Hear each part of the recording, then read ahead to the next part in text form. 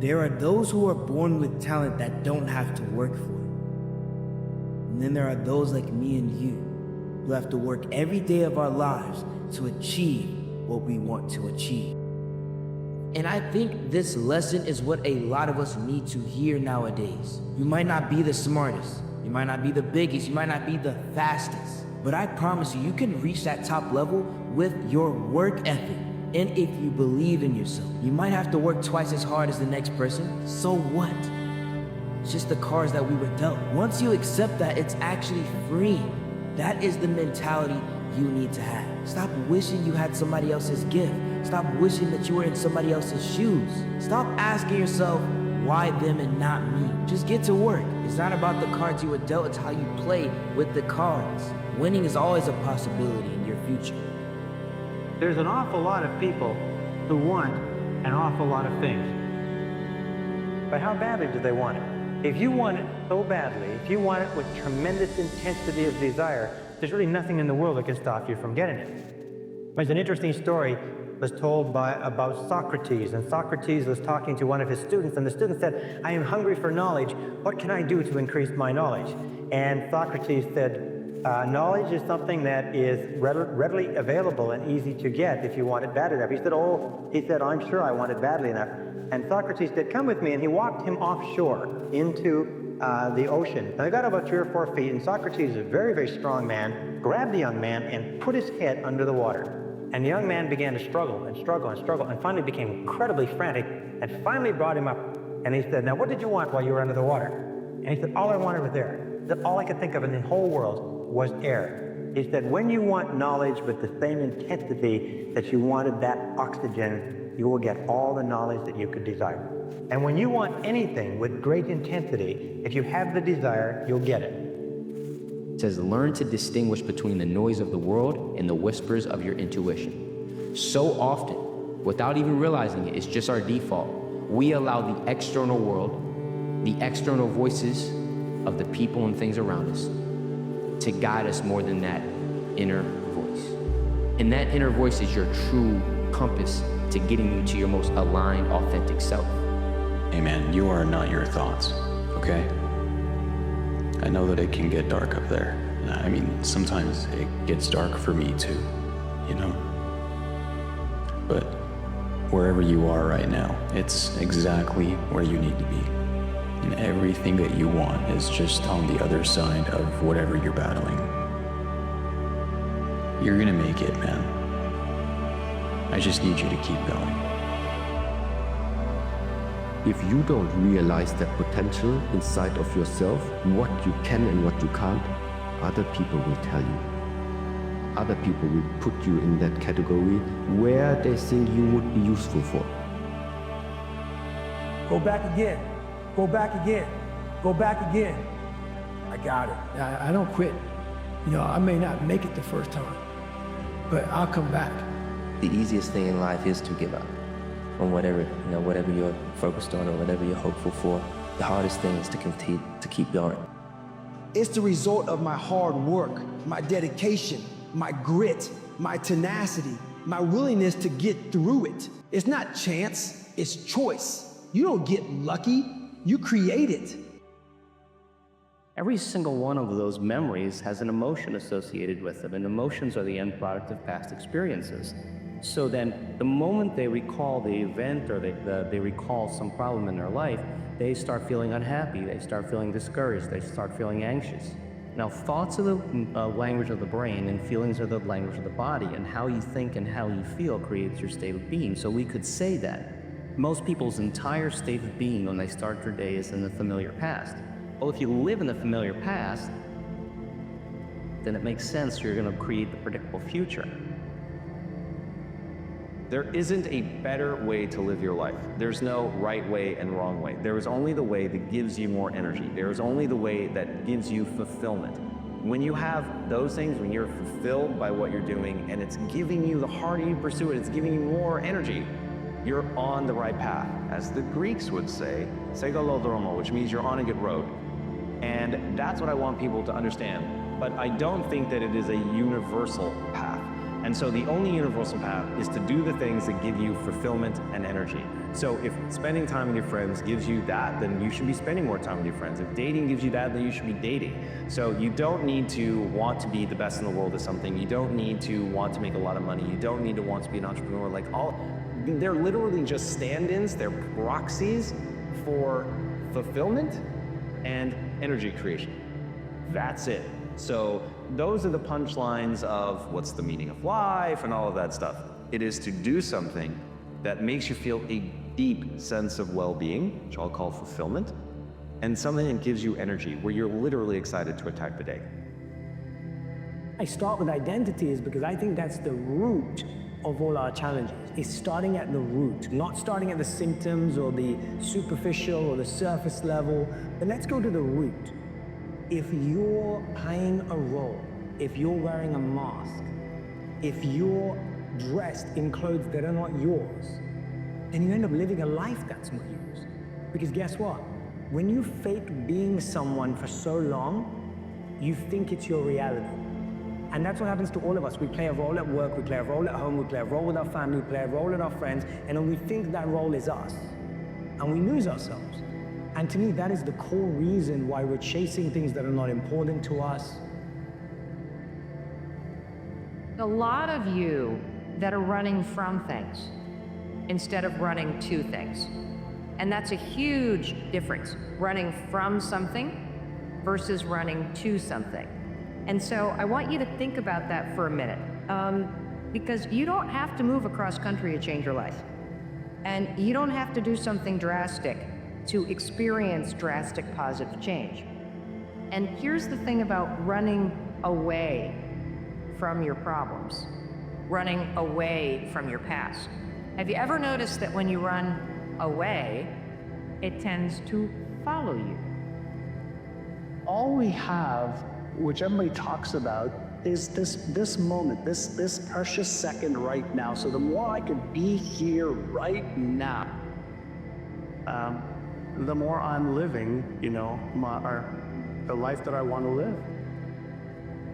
Too much about the future, too much about the past. I can use those as something to, hope for in the future, as a guiding post from the past. But right now is the moment that every one of us has. I never really aspired to happy because happy is usually determined by external factors. I go for the joy. Because when you have joy at home, when you have joy inside, it don't matter much what's going on out here. You understand? You got your joy. And you can come home to your joy no matter what is going on in the world. Far too many of us have our happiness, our peace, our joy, our value, our worth hooked into some external stimulation. And then we wonder why we're stressed out and overweight and can't sleep. You have those scars in your brain from life, but what we don't do is we try to hide those scars. We don't want to go back and revisit it. So I started realizing that my life was causing a whole bunch of scarring on my brain. And I had to go back and really break open that scar and let it bleed. And that was a very painful journey for me to go back. Who are you letting ruin your dreams? What scorecard are you judging yourself by? Screw that. This is your time. This is your opportunity. This new world that we live in with access like you listening to me right now, access to so much knowledge. We have access to information. This is your time. There's no better time. There's no different time. This is your time. The only way it'll happen is if you change the story in your head. If you say, change the scorecard, change your desires, find your passion. When people tell you stop dreaming, tell them, I'm sorry you gave up on yours. I'm not quite there yet. That's the response you need to ship.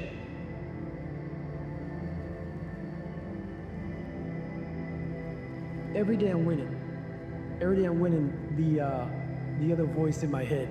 So I'm at peace with myself. The things I do for fun are like me bettering myself. But I also love accomplishing and overcoming myself every day. Because every day is a battle. Every day is a battle because your mind wants to choose the path of least resistance. Every day. But you don't become better by ever doing that. you become normal. And I don't want to be normal. So it may not be a life for everybody, but I find a lot of peace in not being normal in my life. Dreams without goals are just dreams, and they ultimately fuel disappointment. Goals on the road to achievement cannot be achieved without discipline and consistency.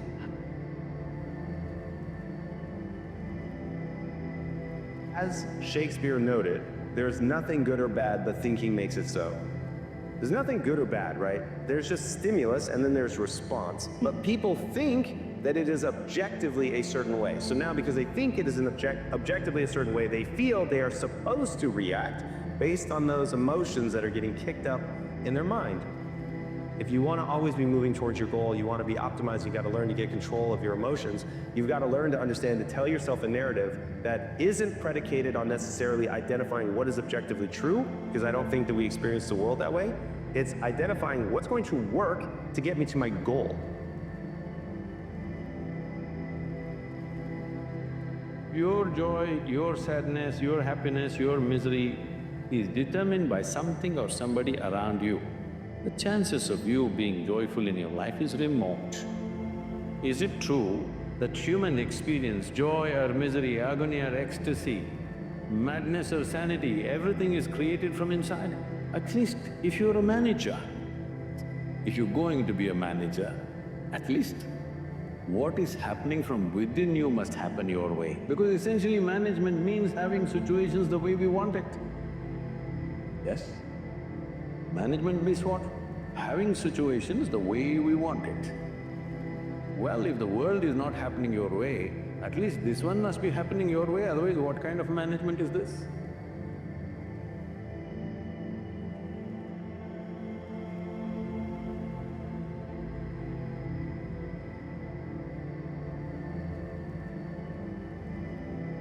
I want to convince you that the human brain is a naturally creative instrument. It is designed for making connections between ideas, for envisioning DEF and beyond. It wants to go in that direction. Creativity is not a function of some freakish genetic wiring that occurs in the brains of a few people. It is instead the function of awakening and exploiting the natural creative energy we all possess. Well, highly creative people have both. They have the knowledge and the experience, plus the mental fluidity, which gives them the ability to see more possibilities in the world around them and to maximize, to realize to its fullest, the natural connecting power of the human brain. You know, it's really identifying who someone is at their core, and starting from that place, it can be really confusing. I think it's always a discovery process, but I think we have to define moments in our life. You know, that's kind of a helpful framework, is to figure out what are the times in our life when we felt completely connected and in the moment. When did we feel like we were rooted in what I would call a spiritual experience? That wasn't outcome-based, that wasn't based upon making a bunch of money, but was based about being in this beautiful moment and going, gosh, I'm exactly where I need to be and this is who I am. So I find it's helpful for people to first figure out what are those moments. And that starts to create a framework for someone realizing, okay, those moments, I can kind of describe who I am. Is it terribly obvious to me what you are working on? What skills you're trying to develop? What projects you're trying to complete to stretch yourself, to grow yourself? Or is every day another reaction day? Because listen, if every day is another reaction day, you are in a fixed mindset.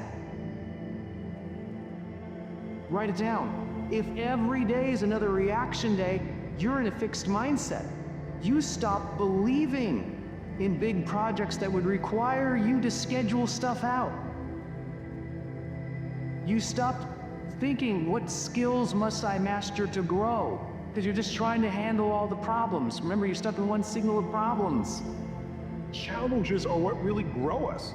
You know, your life is a great story. You know, every person's life is a story. The question is, some people's story is a warning, some people's story is an example. Right now, you're an example that's growing and expanding, and you have a chance to have this be the most incredible life, but it won't be a life without challenge.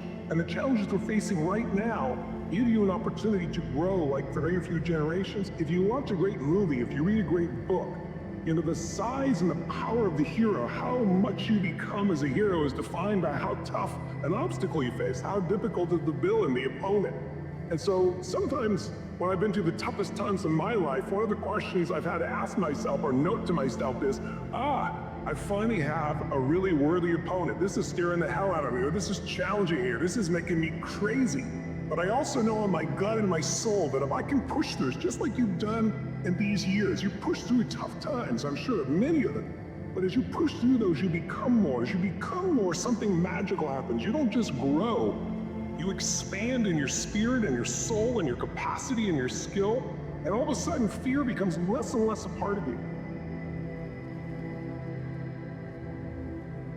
If you're gonna be uncomfortable, your reward has to be big.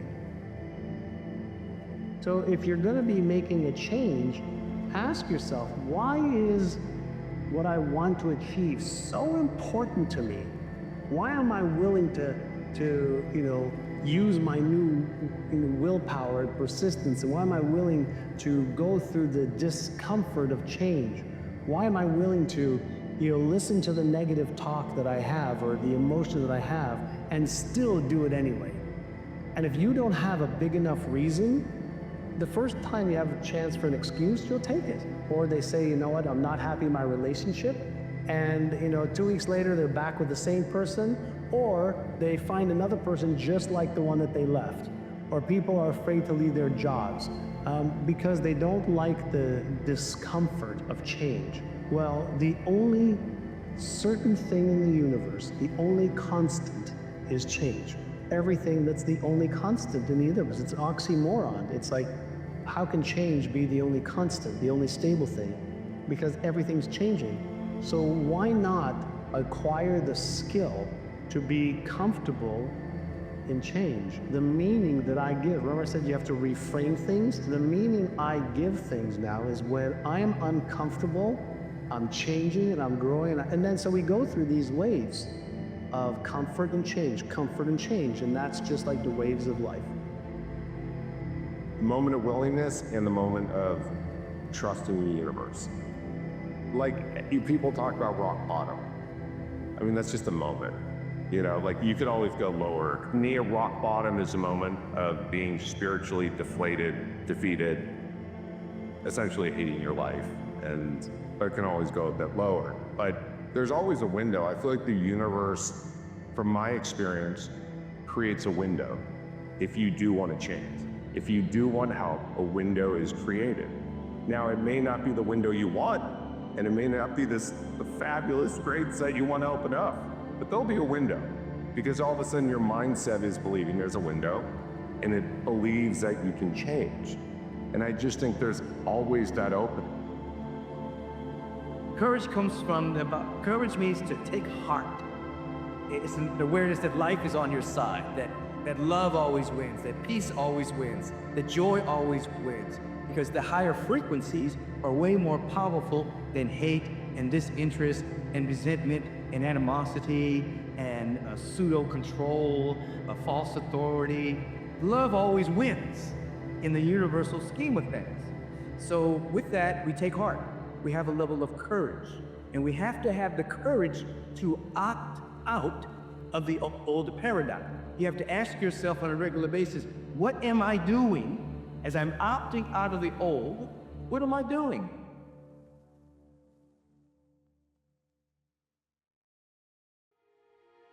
You have to do the process. The process is non-negotiable. It's just, you have to do it. All right, so if you have to do something, I don't have highs about it or lows about it. I know it has to get done. And if I let my emotions get involved in it, it's not going to get done to its best abilities. So if people say you got to love the process and then something comes in the process that you don't really love, well, you have to do it. You have to do it. You take your emotions out of it and you do it. The process is a non-negotiable thing. But the end result is not always there. That win isn't always there. You can go through the whole process and somebody went through, didn't be as meticulous as you, and they may get that win. Because winning has no loyalty to any of us. You know, people that don't work as hard, they end up getting that win. People that aren't as qualified for the job, they end up getting that win. Do you stop the process? No, you continue to get more maniacal with the process over and over and over again. Because it's through the humanities that you make contact with the magic of your culture. And that makes you more than merely the child of your parents. Because you are more than merely the child of your parents, you're the child of nature, and you're the child of culture. And until you understand what that means, understand that you have two sets of parents, like the divine hero always has two sets of parents, you can't construe yourself properly as an individual. You're not situated properly in the world. You don't know what your responsibilities are. You can't orient your values properly, and you will suffer for that. Because life is so difficult, you have to do something that's truly worthwhile in order to justify it. From time to time, you may stumble, fall. You will for sure count on this. No doubt, you will have questions, and you will have doubts about your path. But I know this, if you're willing to listen, to be guided by that still small voice that is the GPS within yourself, to find out what makes you come alive, you will be more than okay.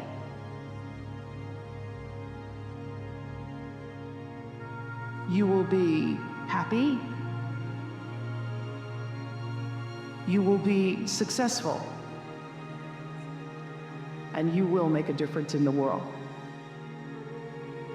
If you do what it is that you're called upon to do, which is to lift your eyes up above the mundane, daily, selfish, impulsive issues that might beset you and attempt to enter into a contractual relationship with that which you might hold in the highest regard, whatever that might be, to aim high and to make that important above all else in your life, that fortifies you against the vicissitudes of existence like nothing else can. Truly believe that that's the most practical advice that you could possibly receive. As long as there's time on the clock, it's not over. As long as there's breath in your body, it's not over. As long as you have a desire to still chase after it, it's not over. It doesn't matter how old you are, it doesn't matter how weak you think you become, how many times you've fallen, no matter how many mistakes you've made, it's not over until you quit. And I need you to believe in yourself. I need you to believe that quitting is not an option, not for you. It costs you too much to get to where you are, to give up, to quit. That cannot be your moment. That cannot be who you are. You are not allowed to quit because those talents, those gifts are not just for you. The things that are in you, we need. The things that are in you, the team needs. The things that are in you have never been on earth before until you arrive. But if you quit, if you give up, then it's over. And it's not for you to give up. It's not just upon you. It's upon everything that everybody's ever prayed before you ever arrived on earth. Many dreams die while suffering. And many of us out here have suffered. And when you're suffering, I'm not talking about this physically, I'm talking about emotionally, spiritually. It could be a relationship. When you're suffering, you give up on the very things that you wanted the most.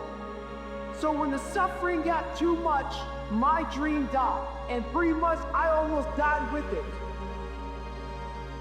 and overcoming my demons and facing my demons every day, I would have never been up here today. You can't outrun your demons. They'll always know where you're hiding. Trust me at that. And I'll end with this. Don't stop when you're tired. Stop when you're done. Everybody that you fight is not your enemy, and everybody that helps you is not your friend. You could be the greatest of all time, but you don't know that if you quit. Most people aren't obsessed with their goals because they don't believe they're worthy of them. It's easy to dream about what you want, but in between where you are and what you want, there's a tremendous amount of stuff you got to change and do. You have to do the work to change so that you can be the happy, fulfilled person that you were born to be. You can be world class, you can fit in with the world, you don't get to do both. This is where you got to develop the interior core where it doesn't matter if people call you crazy. One thing I've learned is everyone has an opinion. Everyone has an opinion. Why let the opinions of other people deny you from a life that will make history? When does a man or woman die? When their dreams die. When do we die? When we stop developing ourselves, expanding our minds, challenging ourselves, raising the bar on ourselves. I will fail my way to success. If you get behind in life, it can become the thing that unites you and a sense of urgency. You can accomplish more in 6 months with a sense of purpose than you have in 6 years. Get focused, get confident about the fact that as long as I'm still breathing, I can win. And the only thing that we need to ignite is your wind, W-H-E. And if we can ignite there so that this moment becomes a significant moment, so that we can go from an emotional burst to down to your will and ignite your will to go after everything that's supposed to be yours. When we are young, we would sacrifice health for wealth. And when we get old and discover what life is all about, we are willing to sacrifice every bit of our wealth for one day of good health. That most people go so far in life and then they park. They stop.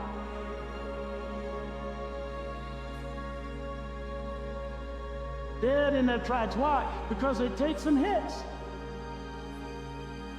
When you have a goal and dream, think it not strange that you're faced the fiery furnaces of this world.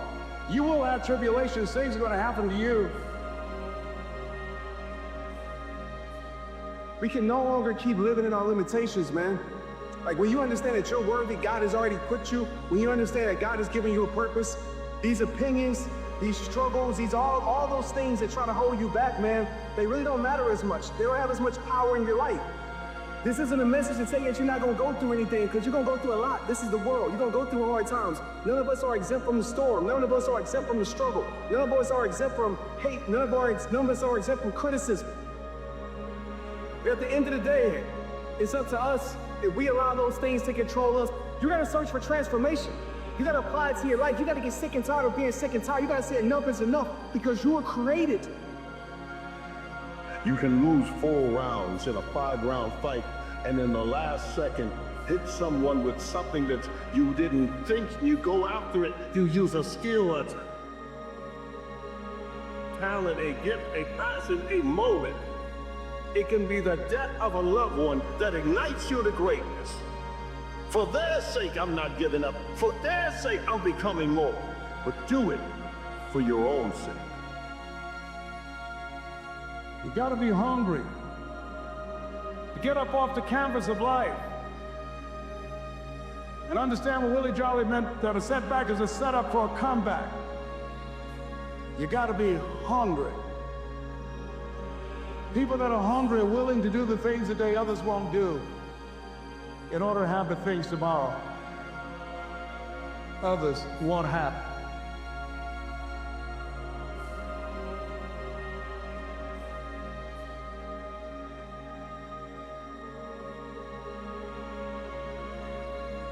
The greatest gift anyone can ever give you in life is doubt. What you do is you set yourself up on your damn crutches and you struggle up the bloody hill. That's what you do. And you struggle up the hill towards the kingdom of God. That's what you do. Because the alternative is to descend into the abyss. That's the alternative. And then so to say, well, do you believe? It's like, I believe that you should struggle uphill towards the city of God on your crutches. That's what you should do. You know, you can lend a hand to someone, although you don't want to take the burden away from them entirely, because there's something noble about struggling up the damn hill, right? There's something, that's adventure. That's the call to proper being. It's like, well, we don't need to forget this. You know, we don't need to forget it. So what would happen if you didn't have to find it? What would happen if you could simply summon it? And I think that that changes everything for people. If you believe that there is one thing that you are ordained to do, you pick your ever specific thing, well then you're always going to be dissatisfied as you bounce from one thing to another, arms folded, saying, nope, that's not it, that's not it. What if instead we could simply say, I am choosing to be passionate about what I do.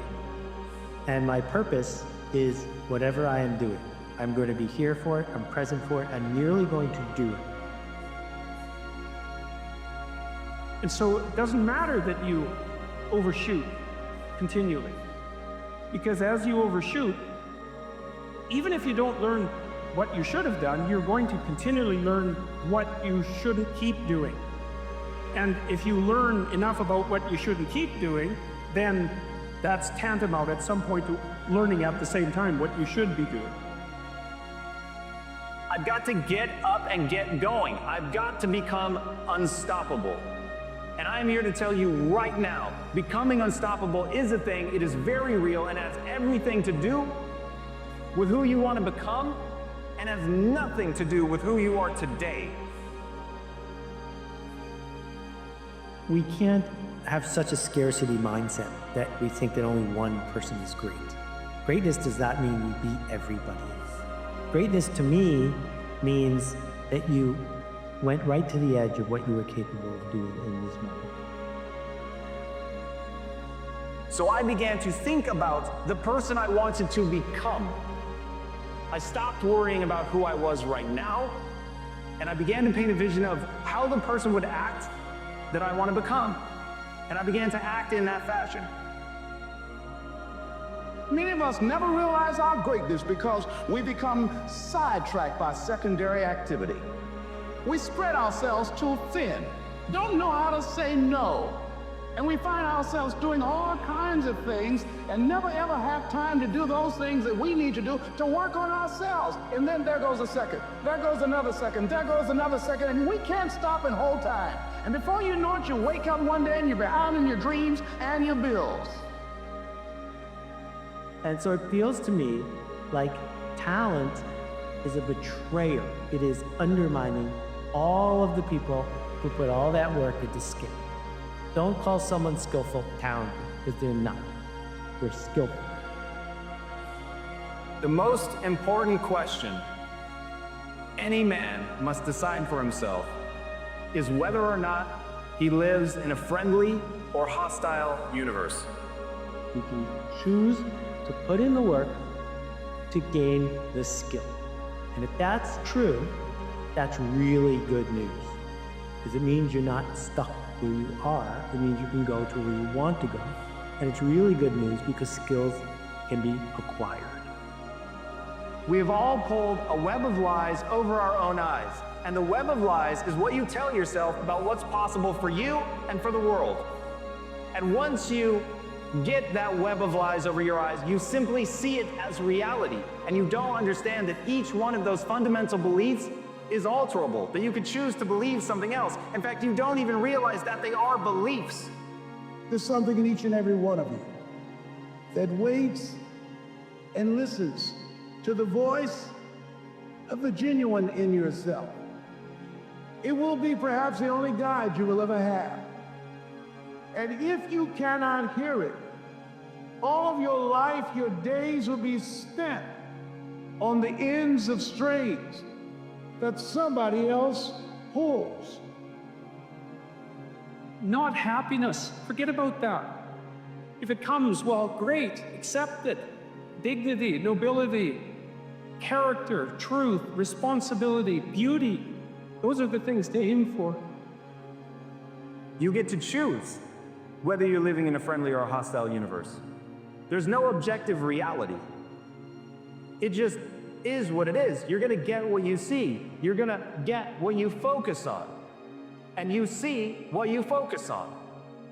So the more you focus on, the world works against me, I've got bad luck, the more you're gonna see proof of that. You're going to seek it out. You're gonna act in accordance with that belief. If, on the other hand, you believe the human potential is nearly limitless. I don't care how good you are, I don't care how talented you are. I don't care how much you work on yourself. There's some times when things aren't gonna go right. But I really believe everything you do in life should be in service of your goals. And the moment that you're acting out of alignment with your goals, you either have a problem with your goal or with your behavior.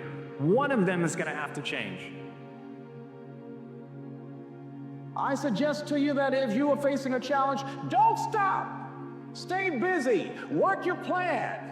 Continue to do those things that you know that work for you after you have evaluated yourself in the situation. Continue to move. Stay busy, stay busy, stay busy. The only thing ultimately that's ever going to matter in your life is how you feel about yourself when you're by yourself.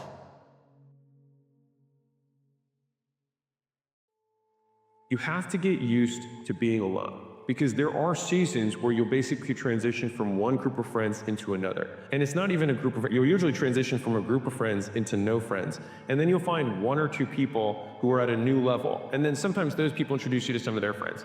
And if you keep walking and you keep outpacing, then that group will then start retiring past you, and then maybe one person stays with you, maybe no one does, and you'll have another lonely period.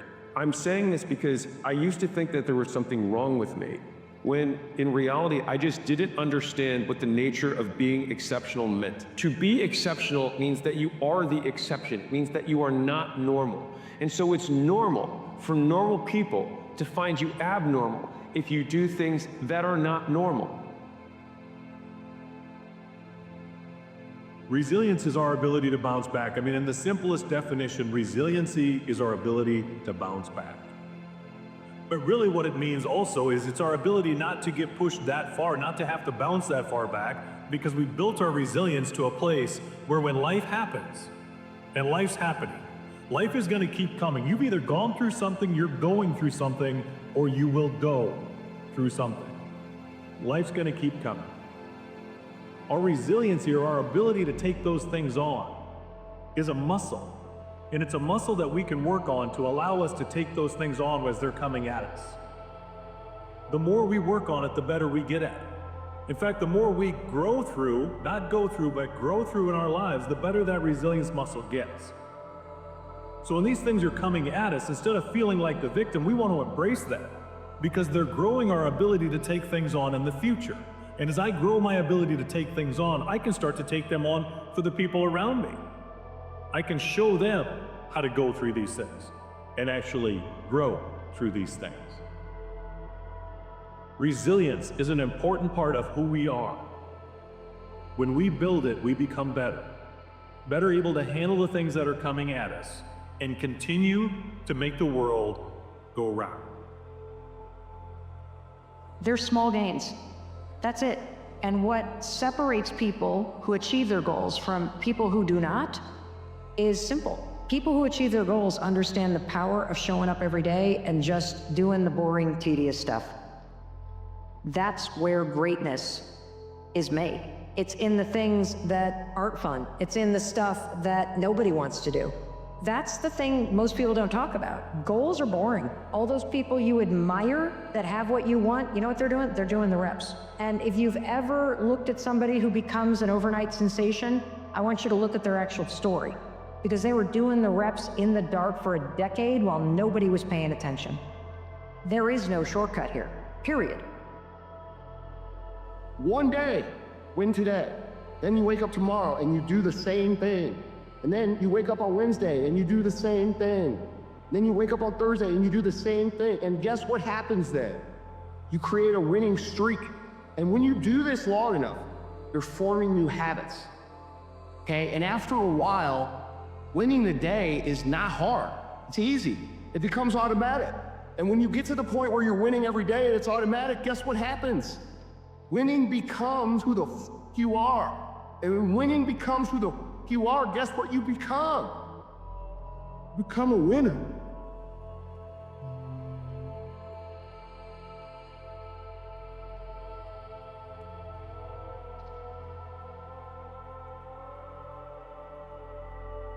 What's the number one thing that's holding most people back from reaching their full potential? The story they sell themselves on. Everyone's got a story.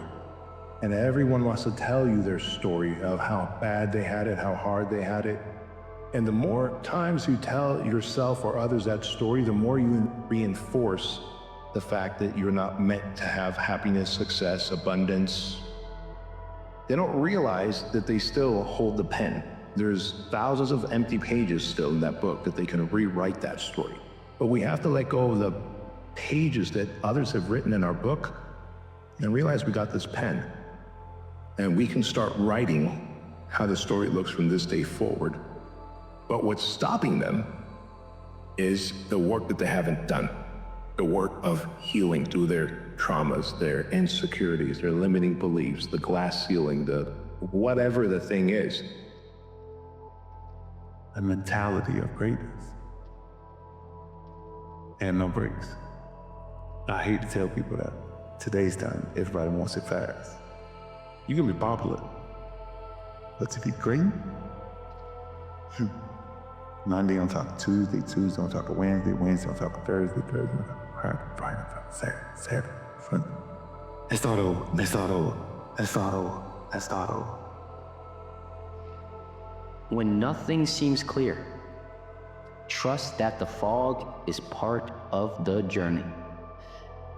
Man, the fog is part of the journey. So often when we're going down our paths and there's a lot of fog around us and we can't see, we get so discouraged. We think something is wrong.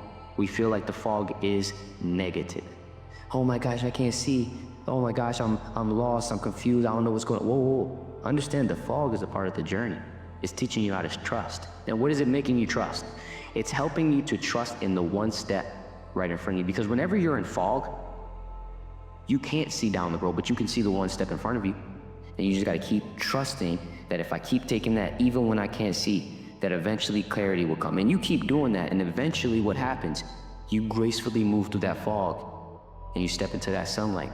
You step into that clarity.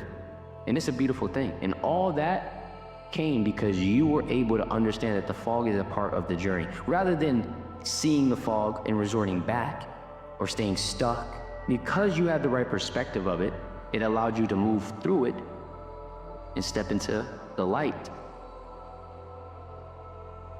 So my big thing is, when I live my life, I want to make sure that when I'm dead and gone, that I wring that wash rag out, and that wash rag is my soul. And I also believe that we're going to end up one day meeting a maker, if you believe in one. And I believe that maker knows everything about you. Everything about you. Knows I was going to be here and talking to you. Knows everything. But you also have a choice to make. You have a choice to make. We have choices.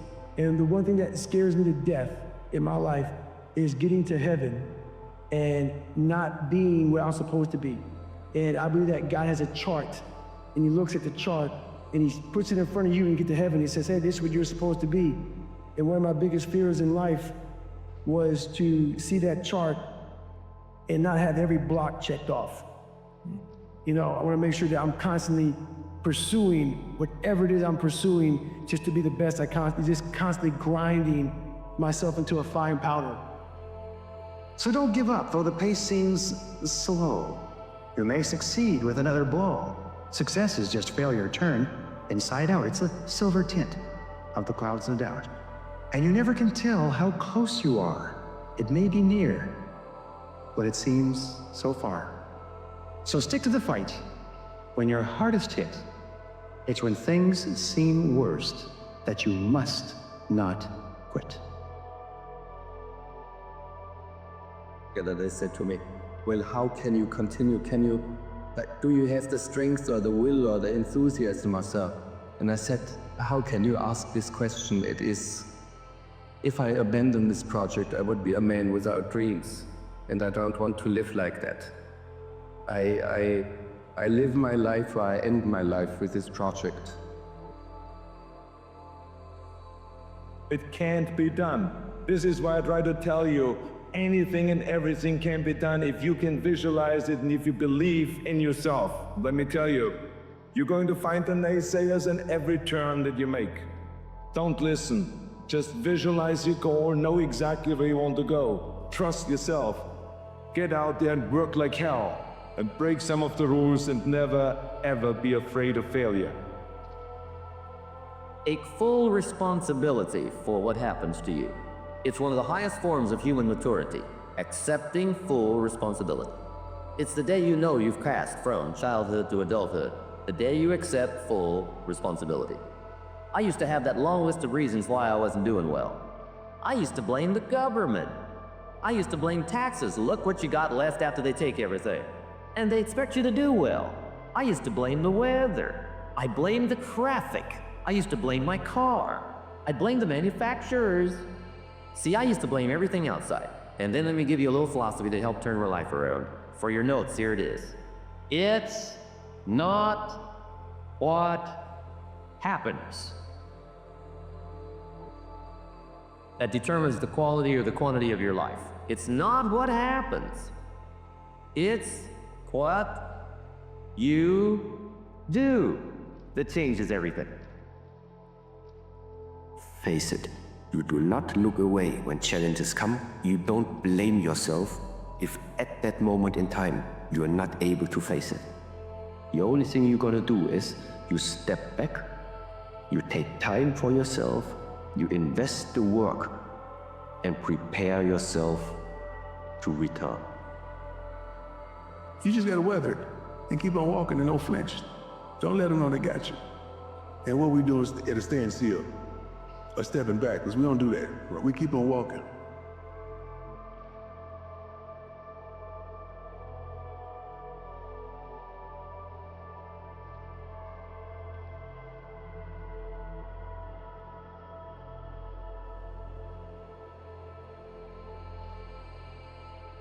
I bet you and I have a lot in common.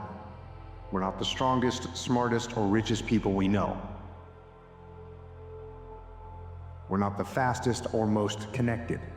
We're not the best looking or most talented. We don't have the best genetics.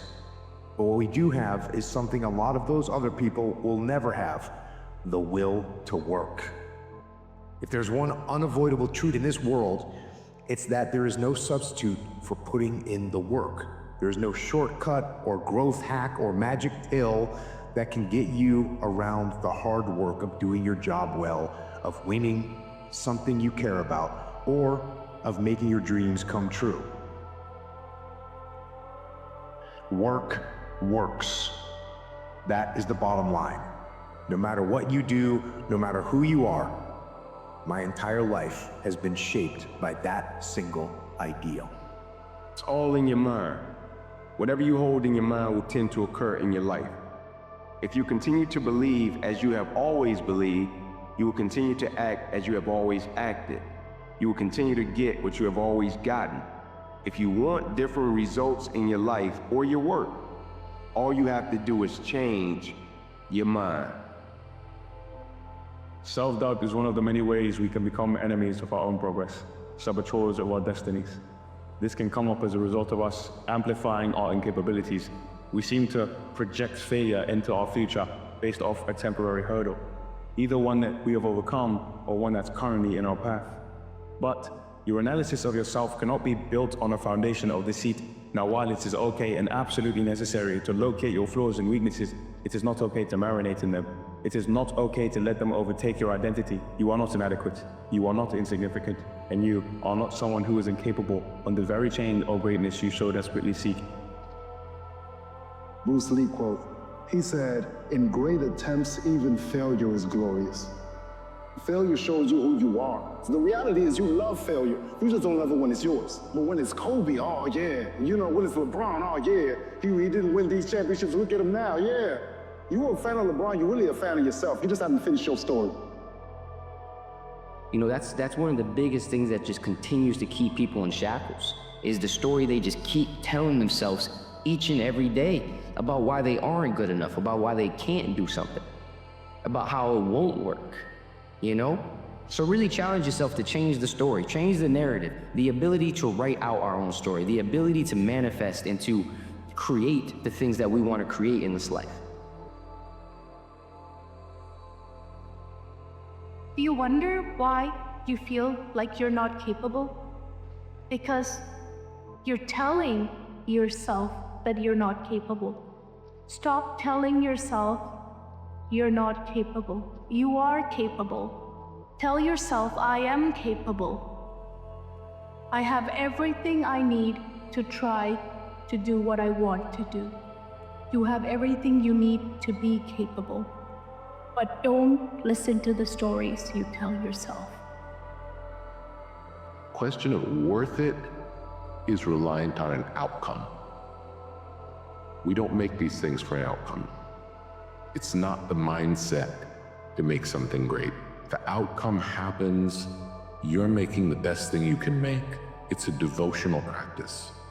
Whatever happens after that happens, and that part happens after it is completely out of your control.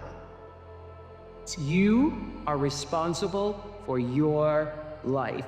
And if you're sitting around waiting on somebody to save you, to fix you, to even help you, you are wasting your time, because only you have the power to take responsibility to move your life forward. What matters is now, this moment, and your willingness to see this moment for what it is, accept it, forgive the past, take responsibility, and move forward. Seneca famously said, "We do not learn in school, but in life." If you want to live a life of success, if you want to develop into a complete person, you must learn from life, the experiences, the people, the places that you go to, and understand that the culmination of your experiences is what gives you the knowledge to make better decisions for your future. But I decided to learn from my experiences. I decided to put myself in situations that were uncomfortable so that I could grow and become better. And the better you become, the better life gets. If you want the future to change for you, you've got to change. If you don't change, the next 6 years of your life is going to be just like the last 6. You'll still be behind on your bills. You'll still be behind on your promises. If you will change, everything will change for you. If you will get better, everything will get better for you. If you'll change your philosophy, if you'll change your habits, if you'll refine your thinking, if you'll change and accept some new disciplines, if you'll turn the corner where you've been in the past, go for a new life of the future, all kinds of remarkable things will happen for you if you will change. Like everyone else, you want to learn the way to win, but never to accept the way to lose. To accept defeat, to learn to die is to be liberated from it. So when tomorrow comes, you must free your ambitious mind and learn the art of dying. If you had tough shit happen to you, it sucks, and it's not your fault. But now what? Where do we go? My 2 cents: win anyways, and prove that you can win even when the chips are stacked against you and you're dealt a lousy hand.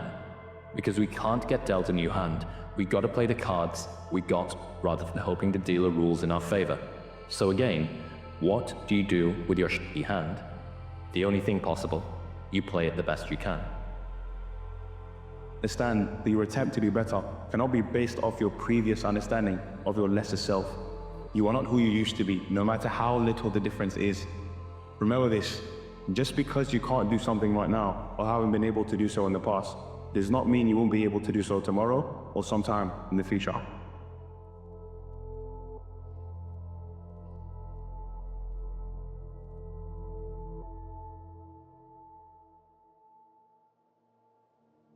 What's your why? Why do you wake up in the morning? Was that some of your best motivation might come wrapped in sandpaper. Some of your best inspiration comes with some pricks and some nails and some thorns around it. Some of your best inspiration came in an experience that you didn't ask for, you didn't want, and you never want to have again. Some of your best inspiration, some of the very thing that's fueled your soul to get you here, came in an experience that you dare not wish on your enemy. The reason why you don't give 120% is you ain't got a why for what you do. One thing I can't give you ambition. I can't make you want something, right? I can't want it for you. But once you want something, now you plug into something very real. You start putting all this stuff together and it's like, okay, essentially everything falls on my shoulders. If I want to be great, it's all down to me whether I execute on that or not. It's all down to my ability to say, this is the thing I want. This is the gap and skill set between who I am today and who I need to become. Rather than accept personal accountability for why things didn't work out, or maybe a relationship didn't work out, or a job or whatever, we often point the finger. And you'll see it, it's very common in today's society. I've even caught myself at sometimes. When things didn't happen, maybe you want to mentally, point the finger at someone else, or this is why this didn't happen. And I have to catch myself and reassign blame, because the minute you're deflecting, the minute you're redirecting in someone else's direction, all you've done is mask an insecurity in yourself, and you've taken a fear of the realization that the shortcomings lie with you, and try to cover it up. And like I told you, the fear is like a burning fire, a small fire, and the minute that you refuse to address it, all you're doing is you're putting wood on it, you're pouring gasoline. Thoughts become things is such a small part of the picture. It's actually a myth, because it's your feelings and your emotions are what manifests. The universe is delivering your experience through how you feel. It's not the Tesla on the vision board, the idea of moving towards that. I mean, that's fantastic, but it's the feeling the Tesla will give you. That feeling that drops down into your heart space. And with that comes the emotional responsibility to guide your energy. That you can rise above fear, you can embrace love, and you can remember your power. And this is why it's so important that we don't push to the side however we're feeling, and we lean into the wholeness of our experience. So when you blame somebody else or you make them responsible for how you're feeling, then you're actually disowning your power. You're handing over your energy to somebody else.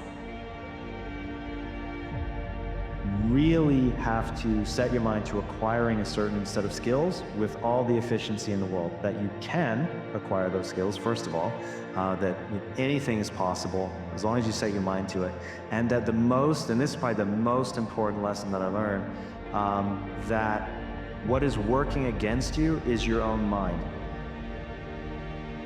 A good person will not take more from the table of life than they think they're worth or they think they deserve. And so you have this governor on your identity. So what happens is it's like a thermostat. Our lives get going, start doing really well. If we're a 75 degreer and our life gets to 85 and 90 degrees, unconsciously we don't know we're doing it. We start to cool life back down to get it back to where we're comfortable. The reverse is also true. Where things start to go really bad and you're broke and you're struggling, you find a way to heat your life back up to what you think you're worth and you deserve. So the way we alter our life is, sure, we got to alter our behavior and our relationships and our circumstances, but the only way it's permanent is that we alter that governor, that thermostat, and we start to believe we're worth 85 degrees of life, 95 degrees of life, 110 degrees of life. And there's ways we can alter that. Say, are you willing to just jump? Because when you do, and you're willing to spread your wings, and you're willing to do something, be something different, and you're willing to get to the edge, knowing you might fall, but also knowing you might fly. Working out is not life. To me, it's not about the body, it's completely about the mind. When you're starting your day at 4:30 in the morning, whatever, do that, the rest of your day, no matter what happens, is a breeze. You've tackled the hardest part of your day. No matter what goes on, sometimes it's just showing up and being able to push yourself a little bit more than yesterday. It's called finding your heart. When you find your heart every day, man, life is a lot better. Because what happens is you're either the CEO of your life or you're going to be someone else. You're going to be life's employee.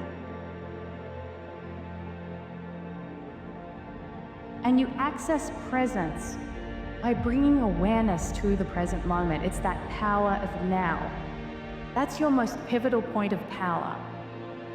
That's your direct access to the universe at all times. And the more present you can be, the more you can release any of the resistance that is holding you back energetically from allowing your desires to flow into your reality.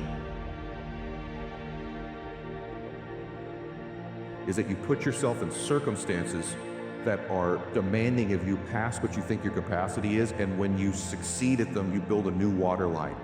You do. You throw yourself out there past where you're comfortable, and you do an 85-degree behavior, and you knock it out of the park. Your brain starts to believe you repetitiously. When you start doing that, you build a new line. Now you're 85 degrees. That's number one. Second way, though, is association. If you're around people, whatever that endeavor is, if it's a sport you're in, or if it's a business, or your faith, or your peace, if you begin to associate with people who live in that space at a higher temperature than you, through association, you get heated up.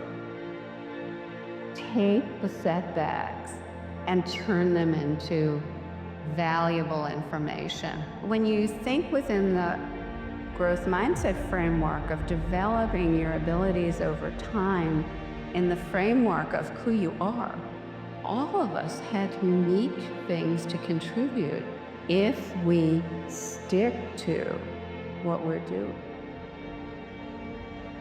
Every day, if you wake up, you don't take control of your day, and you don't dominate the day as best you can start to finish, life is gonna own you. You know, if you're waking up with a negative attitude, you have to be able to step back and self-assess, why am I in a bad mood? And you have to work from that minute forward to build that tool in your belt, if you will, to be able to assess it, address it, apply it, if you will, and then move forward. If you can do that, I'd say life gets exponentially easier and easier and easier every day. Before you know it, you're working with greater efficiency, more confidence, more determination, and you set yourself on a path to truly self-generate success. But more importantly, you're happy. Groundwork of beginning to build self-confidence is to begin to keep the promises you make to you. And that's why it's important to begin to even make small promises. You're gonna get up at a certain time in the morning. Not only do it, but then give yourself credit. Say, I did what I said I was gonna do. If you're constantly being influenced and moved by what other people think about you, it means there's a deficiency in what you think about you. The number one addiction in the world today is the addiction to other people's approval. And that's because we don't approve of ourselves. You don't have to allow yourself to be a victim, even if you've been victimized, right? Like, you can transcend that, and you can look back and go, what could I have done differently? Oh my gosh, I could have done all these things. Awesome, I'm now in control again, right? Because being victimized is inevitable, but being a victim, that's a choice, right? It's like pain is inevitable, suffering is a choice. Remember that you have this incredible power of presence within you. Then you empower yourself to create anything it is in your life that you desire.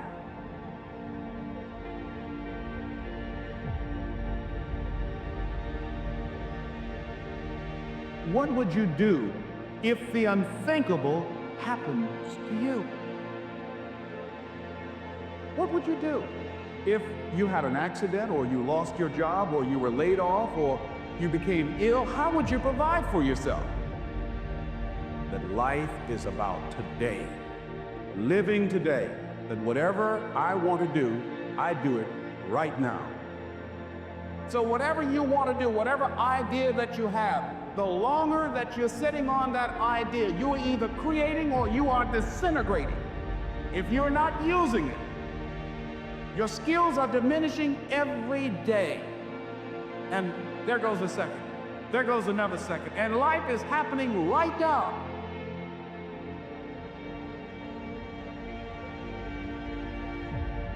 Well, maybe you're leaving out the meaning of life. That's what it looks like to me. It's like, here you are, suffering away. What makes it worthwhile? Right? It's almost impossible to describe how bad an idea that is. Responsibility. That's what gives life meaning. It's like lift a load. Then you can tolerate yourself, right? Because look at, you're useless, easily hurt, easily killed. Why should you have any self-respect? That's the story of the fall. Pick something up and carry it. Make it heavy enough so that you can think, yeah, well, useless as I am, at least I could move that from there to there. I made this person by diving into the insecurities that life gave you. Because now they're yours. They're yours to own. If you're not smart, call yourself dumb. It's okay, because you are. But take that knowledge, you're putting yourself down. If you're fat, call yourself fat. I used to be 300 pounds. We want to talk so soft to ourselves. We're looking for that recovery day. And that recovery day is everything in your life. Everything in your life is a recovery day. You're looking for it. It's not coming. It's not coming. Everybody wants to get to a place. Very few are willing to sacrifice to get there. Everybody wants something, and very few people are executing to go there. The amount of people whose actions map to the ambition coming out of their mouth is very low. There is no shortcuts, there is no secret, there's no system or model. Self-care is saying, I want to be responsible for my future, meaning I want to give my body, give my mind, give myself what I need so that I'm playing the long game. That recognizing, self-care is recognizing this is not a sprint. This life is a marathon. See, a lot of people allow fear to stop them from living their dream. Answer your calling. Whatever you're called to do, don't count yourself out. Don't say, I can't do that. Many of us go through life saying no, and you don't even know what you're saying no to. You don't know what you cannot do if you're not willing to challenge yourself.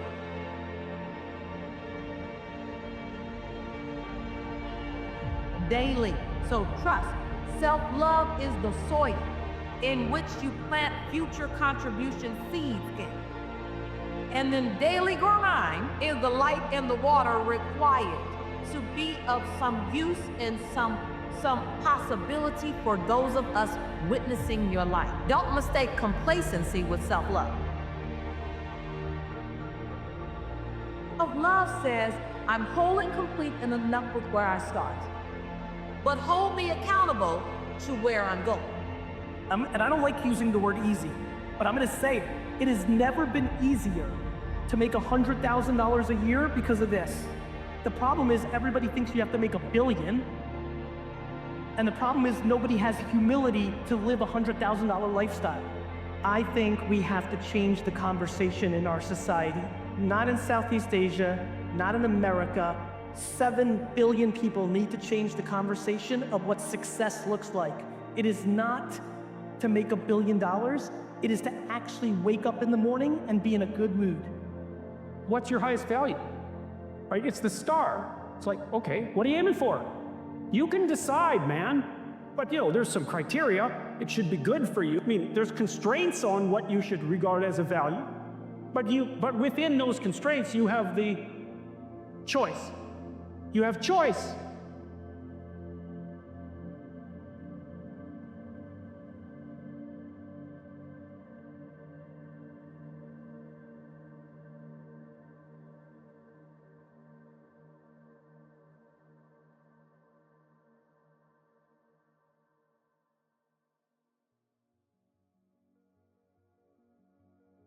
I don't care how you perceive David Goggins, because through my journey, I figured out the one piece I was missing. I thought it was cars. I thought it was women. I thought it was everything. The one piece I was missing was me having the courage to face myself. Awareness plus action equals transformation. Please don't skip that plus action part, because action is the antidote for despair. John Bias says, action is the antidote. Anything that's not working in your life, you have to be in some form of action. Actually thought about your life in a 50-year window or an 80-year window, you would slow down. Everybody wants to succeed so fast because they want to prove something to somebody else. You develop your gifts. Your gifts will take you places that you'll never begin to imagine. Life is suffering. Right. Indisputable. What do you do about that? You voluntarily accept it and then strive to overcome the suffering that's a consequence of that. Whenever hardness comes, and you don't know what it is, it may be different for you than it is for me, but you go back to your insecurities. And then when you go back to your insecurities, you then look for comfort within those insecurities. Man, let me just tell you, if my life just belonged to me and I knew it to be so, I wouldn't have done half the things I've done. With all the discomfort it brought me, all the Pyrrhic victories, all the time lost, I have had to surrender the chill time, the bubble bath time, the time that I surrendered so that my life could be of contribution. Man, your life doesn't belong to you. Your life belongs to those people who are going to cross your path. The major key to your taking charge of your destiny is you. It's you. And even though you might not have all the things going for you that you would like, you have the power within you as you begin to develop your consciousness, as you hold the vision of what it is that you want to do, as you decide to answer this small voice within you. Because as you respond to this voice that's telling you you ought to do this, the way will come, ideas will come for you. You will begin to attract things you need and things that you don't even know that you need right now. We look for our wife or our husband. We look for comfort. It's in those moments you must retrain your mind to think differently in health. You have one job in your life for you, to make what you think about life truth. You want to be right about the life you see. So you're going to work hard to produce the life that you talk about in your mind.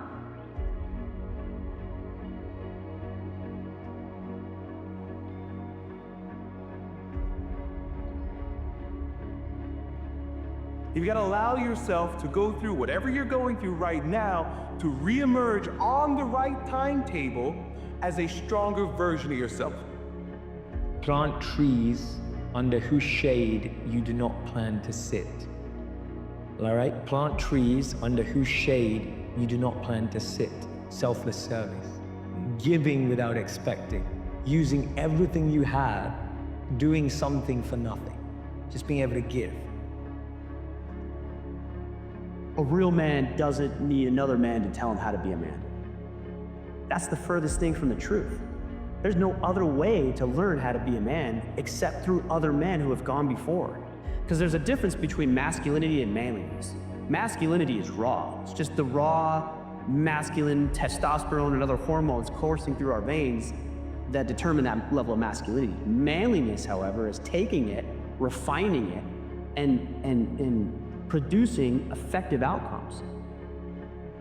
Trying to get insight and see life as a puzzle, and your goal in life is to seek the adventures that piece the puzzle together.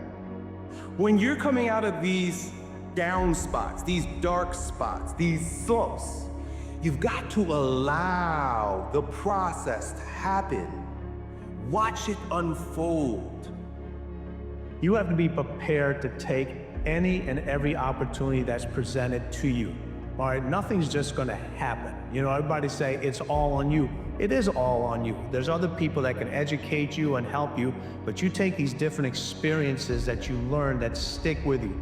I mean, you may not remember a whole lot when you were 4 years old, but there's certain memories, there's certain things. You can use them to either harness you to greatness, or you can use them to kind of just keep you where you're at. So the Bhagavad Gita says that attachment and aversion are two sides of the same coin. So actually the ideal is the central balance, where you're able to talk to your parents, you're able to give them love, you're able to be grateful, but then again, you're still realizing that there's more impact you can have in the world than just making your parents happy. Steve Jobs said he didn't want to be the richest man in the graveyard. You know, do you want to be the richest man in the graveyard? I want to be the happiest man on the way to the graveyard.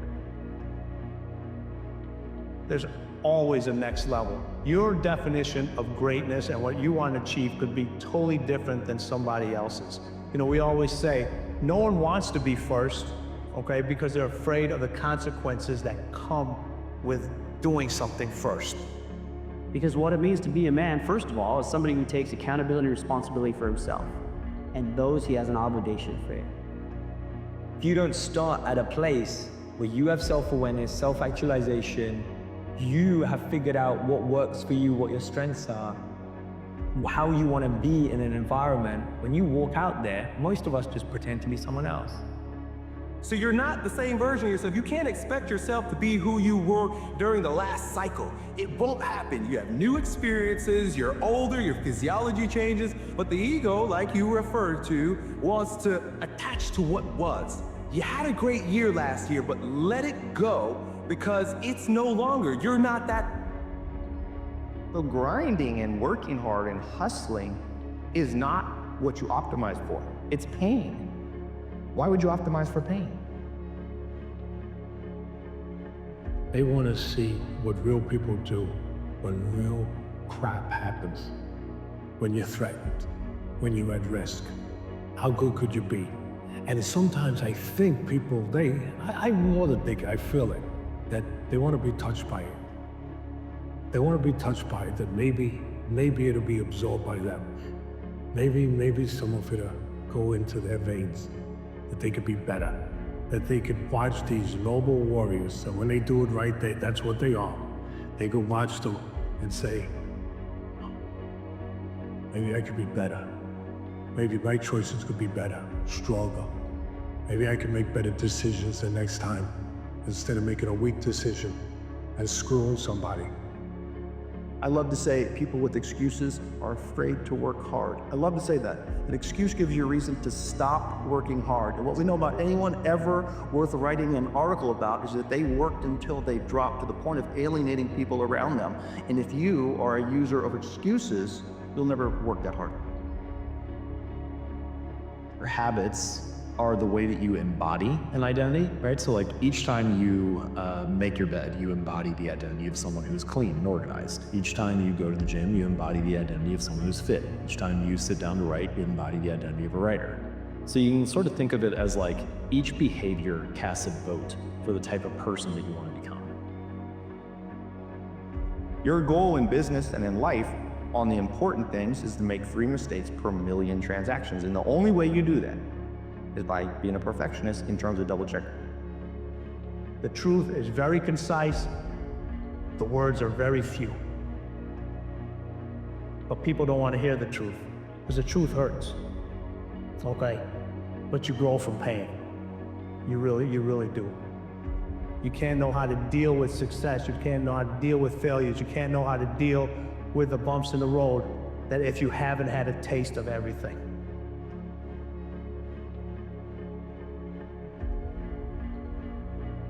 You know, people think, oh, you're just facing a guy with a left hand. No, you're not.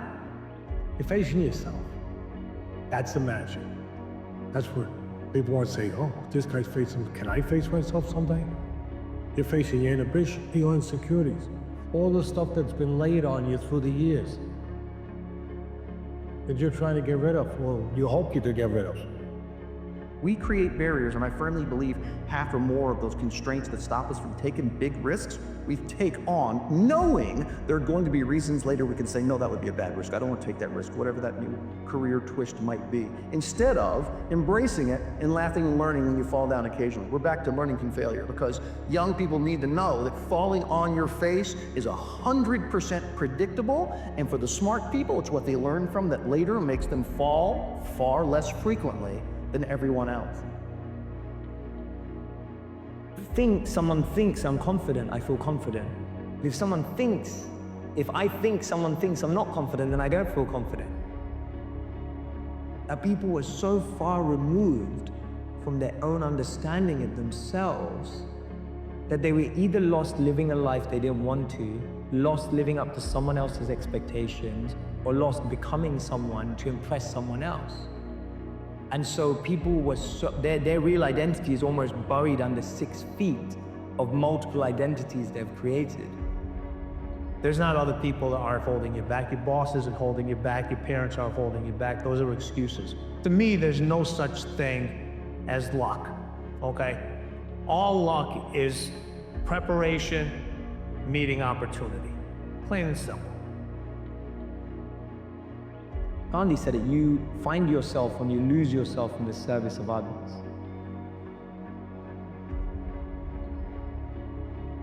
So if you're watching this and you feel lost, it's better to just sit down and be like, I'm lost. Because the day you admit you're lost is the day you allow yourself to be found by people who can give you a tip. the wisdom. And right now, man, the wisdom of your body says, allow the process to happen and get familiar and disciplined and committed with your rituals. I tell all the people that I love, you gotta want the best out of your life for you, because we only have a moment on this earth. And it's going to be people that look you in the face and tell you that they believe in you. They're gonna tell you from their lips they believe in you. But when you look them in their eyes, you're gonna know that they're not telling the truth. That's the hardest thing for a man to take, because belief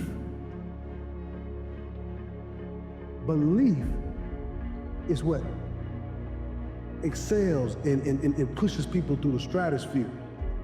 And I can always tell people, I'm no bigger than you. But I tell people is the way you get to the next level of your life is keep going. Keep going, keep running. Even when you don't even know, when you get thrown into chaos. You cannot be great if you cannot operate with chaos. That's my way. Because if you can operate in chaos, the world becomes Disneyland. Problems become scratches. Many people focus on problem and not solutions. We spend a split second, 15, 20 minutes tearing our body down, tearing our mind down over something that we can't control. Everybody talks about their faith, but do they really got faith? Do you got that halfway faith, or do you got that whole way faith? Real motivation comes from the pain. It comes from the bottom. Building yourself begins with intention, clarity. You have to know who you want to become. You can't just show up in the gym of the mind and do random stuff any more than you can show up in the gym of the body and do random stuff and think that you're gonna end up on the stage competing for Mr. Olympia. Because until you know exactly in what way you are trying to serve people, you don't know what skills you need to acquire in order to lead people in awe so that you may become extraordinary. Where you have to push yourself long past the point of boredom. Boredom kills more people in the pursuit of success than any hater will ever kill. Boredom is the great killer of dreams. Boredom. Because people don't have the focus, they don't have the clarity of what they're trying to achieve. They've not built into their life an intoxication for what they're trying to accomplish. Why is it so many people have big dreams, but such a small number of people ever make those dreams a reality? And for those that do make it a reality, what is it that gets them not only to follow through, but then to enjoy what they have? I don't know if you've ever had the experience of achieving something that you've always wanted, and then afterwards thinking to yourself, is this all there is?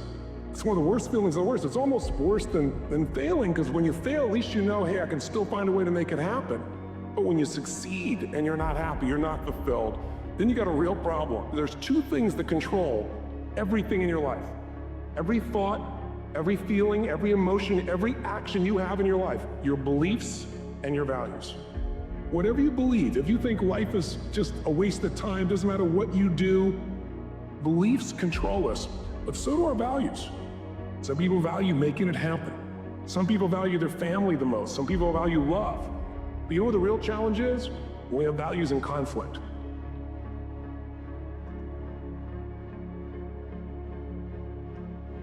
When we have conflicts between what we want and what we think we can have, or you have a goal of what you really want to make happen, but then you have this other belief inside that says, this damn stuff never does work. But then there's a time in which people begin to question. They begin to look at their life and they begin to say, is this really what I want? Have you found yourself with that at any time? And then they do one of two things. They either recommit and they go for another 7 years and they take it to another level, or they make a strategic decision that shifts the direction of their life. Either way, your decisions control your destiny. And if you don't choose, that's a choice as well. Some people just kind of stay in the middle in that lukewarm place, not sure what they really want. Maybe the question to ask is, where do I want my life to be today? And where am I really going? What is my destiny? What's gonna fill me up? What's gonna give me the meaning for my life? That's gonna give me joy in my life, not just achievement, but real enjoyment, a sense of meaning and aliveness. Every human being on this earth has their own journey. And when you don't focus on yours, you will not bring the great gifts and things that you were supposed to bring to the world. Like the best gift come from the bottom. Like only in the womb of a woman can a man breathe underwater. Like God leaves your gift at the bottom of the stairs, and it's up to you to climb up those stairs and get your gift. You get to build yourself in any direction you want, in any way, to become anything you want. There will be an extraordinary price to pay, but you can go in any direction. When I say you're immortal, you're not actually thinking you're immortal, but you're not conscious of your mortality. If you're not conscious of your mortality, somewhere you think you're immortal, isn't it? How many moments in a day are you conscious that you're mortal? If you just become conscious of this one thing, that always you're conscious that I'm mortal, just you know, one day I will die. If you're just conscious of this one thing, you will naturally become spiritual. Every day, every moment, if you remind yourself, this is a brief life, I'm mortal, one day I will end. That's all that's needed. If you want to know the value of life, just know that it's a brief happening. I think people give up because they don't believe what they see. People don't believe the greatness that's in them. And the real reason is, most people never get out the stands and get in the game. They stay fans their whole life. So I tell everybody, get off the stands and get in the game. Get in the game of life and leave your mark here.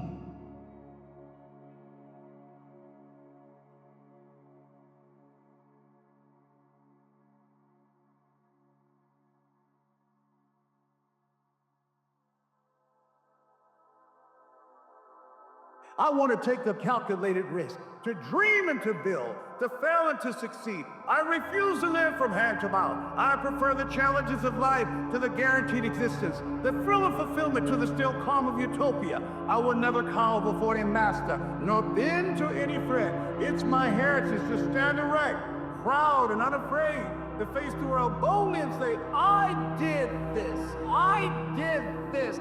This is my dream. When we're talking, because I asked them to ask themselves those questions, and that's the answer. Well, what's meaningful? Well, I have a meaningful relationship with my father. I have a meaningful relationship with my wife. When I commit to something and make sacrifices, you know, if something's valuable, you make sacrifices to attain it. That discovery of sacrifice, I think that's what separates human. It's one of the primary factors separating human beings from animals. Because we discovered that we could let go of something we value in the present, and we would gain something we value even more in the future. We acted that out dramatically in all sorts of strange ways over thousands and thousands of years before it was formalizable psychologically. But it's a massive discovery. I can forego gratification in a particular way and benefit in the future. So I can share the proceeds of my hunt, and I store up future food in the form of reputation and the favors I'm owed now by other people. It's a massive discovery.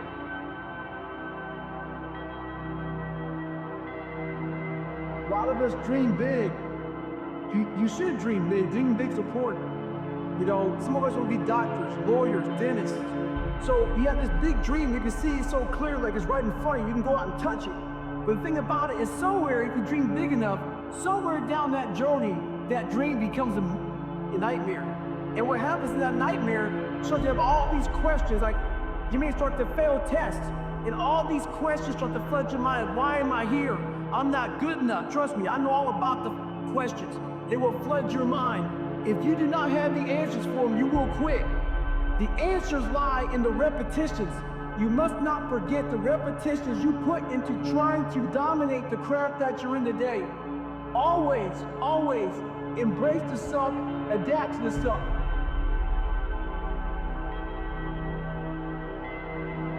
Being on the calls to make yourself unstoppable, to get out of your mind the polluting negative thoughts that's causing most people to go through life being stuck because they're volunteer victims. Somebody said that many people die at age 25 and don't get buried until they're 65 because they got so much garbage in their minds. Question is, what do you believe? Do you believe that you are worthy of happiness? Do you believe that happiness, success, abundance, comfort, fulfillment, peace, joy, love is a part of your birthright? Is that what you believe? Or do you believe something else? Because you will manifest the life that you believe. Successful people, whether they're taught it like we teach it, or they just know how to do it automatically, they do it. They feel fear, and then they release that fear and they take action anyway. So they can turn their fear into fuel is one of the things that we teach people how to do. Turn your fear into your fuel. And when you turn your fear into your fuel in a calm, centered way. The underlying presupposition there is that in our phenomenological landscape, so that's the world as we experience it, complete with emotions and motivations and dreams, and so the full range of human experience, including the subjective and the objective, let's say, can broadly be broken into two domains. And one is the domain of things that are beyond our grasp and reach, and that's the unknown. The unknown emerges, when the unknown emerges, you tend to experience anxiety. And then there's the known, and I define the known very specifically and very carefully. The known is the place you are when what you're doing produces the results you want. And I say want because that brings motivation and emotion into the game. So you're motivated to pursue something. You pursue it, and what you want happens.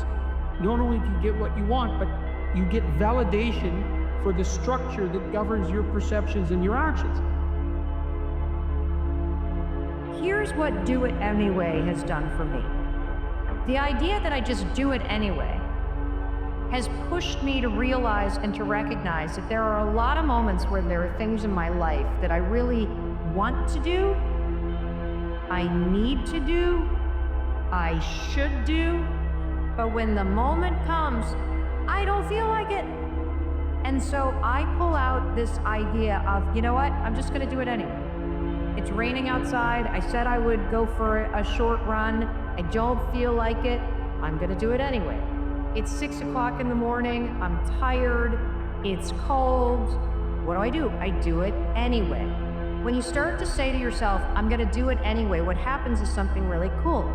You acknowledge that there are feelings that you have that are trying to swoop in and hijack you. You acknowledge them, and you basically say, guess what? I'm gonna do it anyway. Well, we gotta understand what's happening. You think on frequencies. Now, this has to do with goals. When you set a goal, you have to flip your brain onto the frequency that the good that you desire or that your need for that goal is there. So most people don't make the decision because they don't know how to get it. You don't have to know how to get it, the will to do it. You're gonna make the decision. You don't make the decision when you've got enough money or when you've got all the resources. You make the decision. When you make the decision, you flip your brain onto a higher frequency, and then you're on the frequency, you begin to attract everything on that frequency. That's where the law of attraction comes in.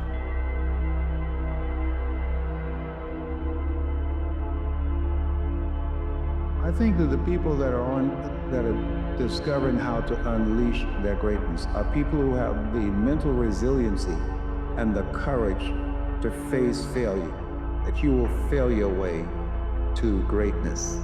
That most people allow their fear of failure, 80% allow their fear of failure to outweigh their desire to succeed. When you're willing to fail again and again and again, when you make up your mind to become unstoppable, when you make up your mind to become a no matter what person, then that will then give birth to a part of yourself that you don't know right now. No one's coming back to help me. So it starts with that person in that mirror. You have to realize you are on your own now. And whatever else you believe in, I don't care what you believe in, but on earth, it's a very lonely journey. And it starts with the accountability mirror, looking at saying, hey, all these things are coming back. I have to face myself. And you have to own all those things that people may have done to you. Now it's yours. You gotta own it. It's yours now to fix the problems that people did to you. It makes no sense. It's not fair. I get it. But if you live in that woe is me mentality of guess what? My dad did this to me. My mom did this to me. People who bully did this to me. You're gonna always live right there. You have to figure out ways to move forward because you're not coming back. Indiscriminate. Only when your attention and involvement is indiscriminate does the universe open up to you. Because life is happening because of its openness. This is the fundamental difference between death and life is, people are thinking it's just breath, all right, on one level. That is also openness. Whether you allow this to happen or you don't allow it to happen. Whether you did it consciously or unconsciously, but it's happening, isn't it? Openness is on every subatomic particle, is in communication with everything. That's why this is going on. Breath is happening. So much is happening in connection with everything. It is only in openness you're alive. As you close doors, you're dying in installments.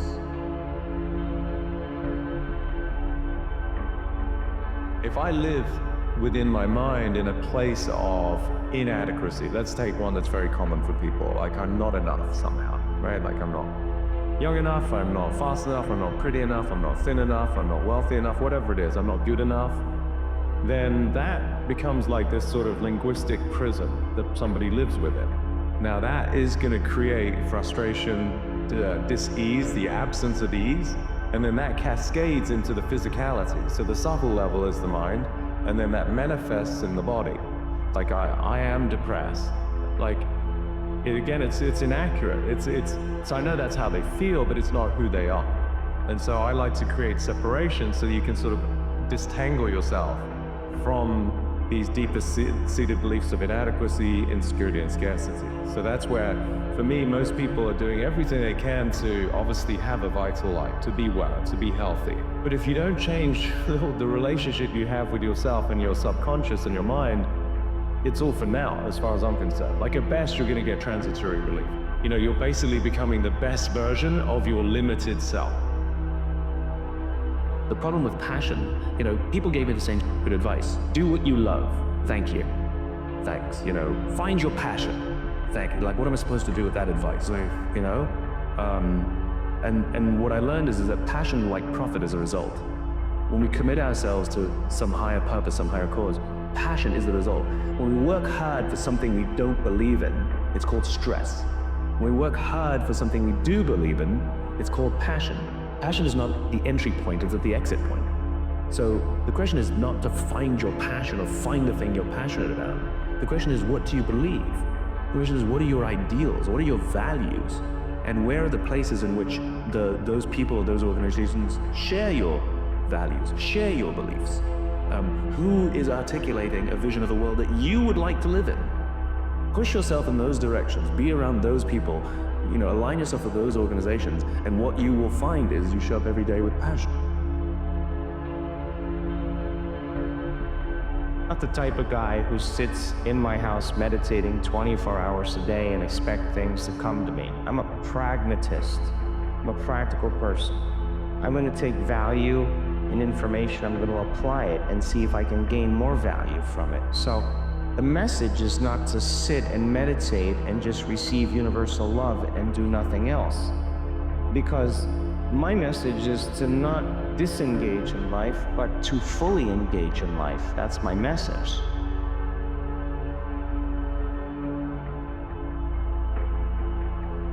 The only way that you're going to overcome that stuff is to go all out every day, knowing that it's going to take a long time.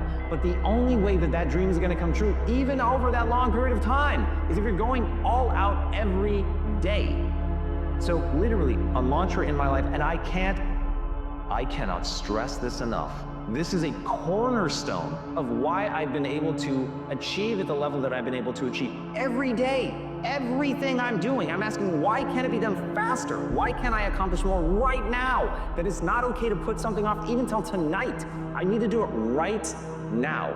Now, you need to get very good at prioritizing, because if you try and do everything right now, you're going to accomplish nothing.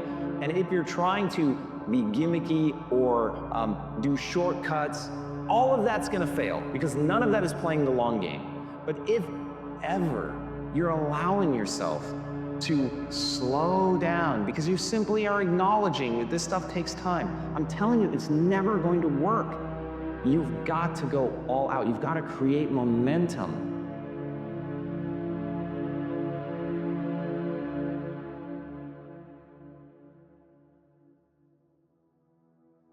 Because I wouldn't assemble the story that my past equals my future. The past only equals your future if you live there.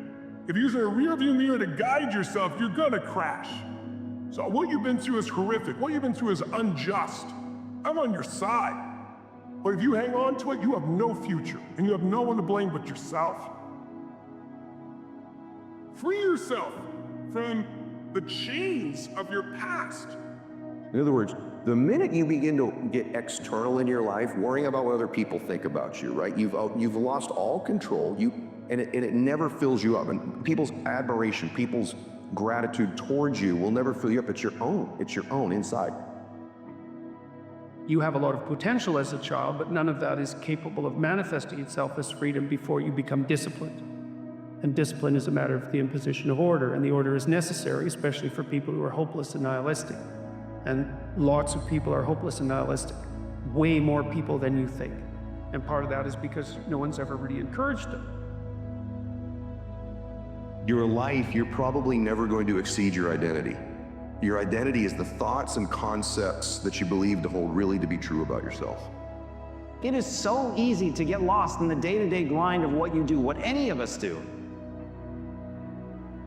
If at the core I believe is a deep and unending why for what you're doing, you've got something.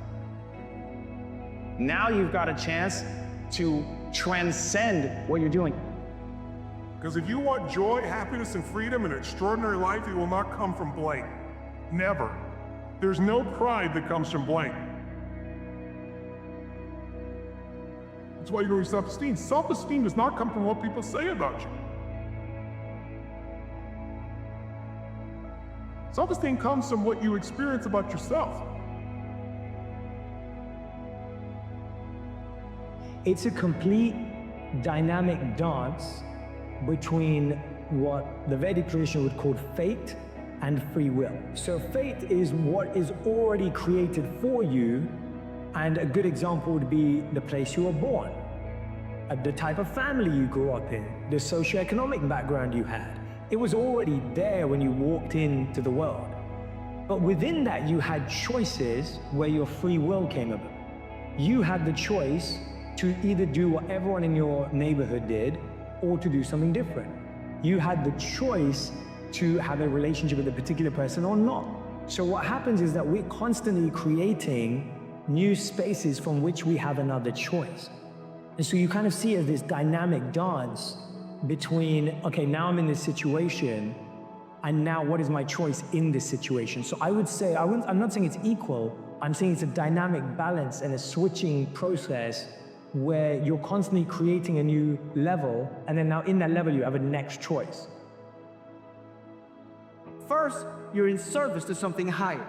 And you begin to ask yourself, because you've been given everything, you're a composite spiritual idea that carries the infinite, in ways beyond your wildest imagining, you have to live in the inquiry of what can I give? What can I share? How can I shine? How can I radiate?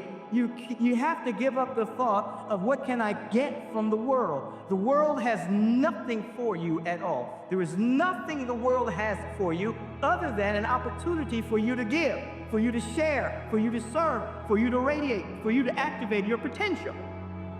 But if you just do your vision every single day, putting one foot in front of the other, committed to your desires, instead of lack, limitation, fear, doubt, worry, separation, not enoughness, your narrative becomes, I have everything that I need within me. I am surrendered to something larger than my little self. I am in service to it. That flows through me. But fear is physical. You feel your throat or your gut. So is courage. Courage doesn't mean you're not afraid. It just means you're strong enough, you push through in spite of the fear, right? And courage feels different in the body. So when you go lift, or you go for a sprint, or a strong run, or you jump that freezing water, when you push your mind, you go beyond what's comfortable, you feel a strength inside you, and that strength will help you to change your body, your emotions, your relationships. And there's lots of different purposes as you go through your life. But most people are trying to get that. They haven't even figured out how they're going to do it. They haven't even figured out how to enjoy their life. Your purpose will unfold if you do the right things. it's a hard one for people because we grow up believing that we're not good enough and nothing is right. When you talk about loving yourself, a lot of people think that that's vanity. And if you can recognize that you are a being that has self-worth, if you can really recognize your own worth, then you start to treat yourself differently. And I think that's what's so very important about loving yourself, is you stop beating yourself up, you stop making yourself wrong, you stop talking about how awful you are, and you start to treat yourself with a certain amount of respect. And this makes an enormous difference because what you give out in life is what comes back to you. So if you're getting out a feeling of, I'm okay, I'm good enough as I am, and I am acceptable, and I love life, and I love me, and you start having gratitude for yourself and for life, then life treats you differently.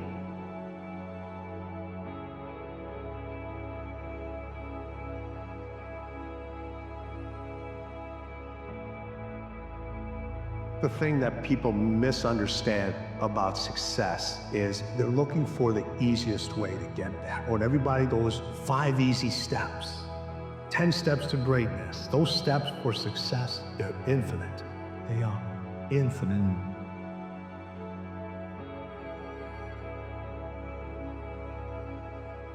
You cannot count them. It doesn't matter how long you've been doing it, those steps are constantly shifting. You don't know if they're there.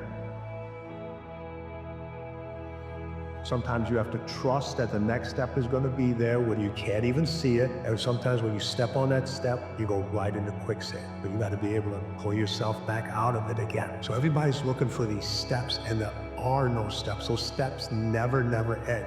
And you just can't climb steps. Sometimes you gotta crawl up those steps, and you finally get to the top and everything shifts. It's not about external validation, it's about your relationship to yourself. And you know when your head hits the pillow at night and when you wake up in the morning, what that relationship looks like. And if that's missing something, and perhaps that's a little nudge or a call to action, that you need to change things up a little bit. It's always going to be the sticking point, and a lot of people, like I see, they'll quit because it got hard, or just because something isn't coming to them right away, they'll let up a little bit. Kobe, he's known for saying something that was quite profound. He said, you have to, jumping on what you love, what you do every day, you have to love what you do every day, because those days that are hard, those days that suck, that's where the magic is. You go do it and you get your work in anyway, because that's where you're going to find out who you are. That's where things are going to continue to happen. And you have to just love putting in the daily work, because that's another token in the bank, if you will. Showing up, striving towards your goal. When people get the challenge, it's like, stop. It's not just gonna come to you.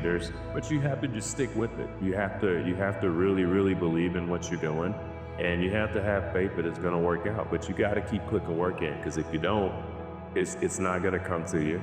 Going to fall in your lap. And sometimes when you know that, all right, I'm going through it right now, this is tough, let's just take an inch forward. Let's go an inch forward today. That'll be better than going backward. You don't want to go back, but I think sometimes just knowing that it's gonna be a challenge. I think sometimes that's a good thing to know. We know, okay, I want to, this is my goal. Boy, it's gonna be a lot of obstacles in there. So let me get it shaped. Let me get it shaped in my mind and my body to be able to navigate to get to where I need to get to. Well, you come into the world alone and you die alone, my friend. And you've got to be on this journey of growth for yourself. You can't be contingent on another person. And I think a lot of people who are in pain or are looking, for some grounding, often look to that other person. If I date that person, then I'm going to be okay. It's never the case. Like, you've got to be okay with yourself in order to attract that person, into your life to begin with. I don't know how you can compel that in somebody. They've got to figure that out for themselves. Thinking of myself as the person who's just good enough to recognize that other people are better stopped immediately. And now start thinking relentlessly about acquiring new skills. That's it, like whatever. Be inspired by people that are better than you, great, that's amazing. But don't sit there and lament, this is what I used to do, that you're not as good as them. Find out, how close can you get? Most time we live a life of have to do. I have to study, I have to work, I have to do this, and I have to do that. I have to. Where did the love to go? We just end up living a life of have tos. And we forgot about our own selves. By subscribing to the pressures that come from all fronts in our life, we've forgotten to live our own lives. We don't have time to unwind.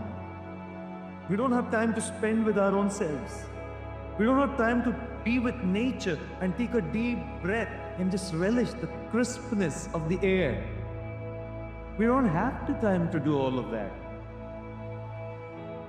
And the pressures are so high and the pace is so fast, we just don't have time for ourselves, ladies and gentlemen.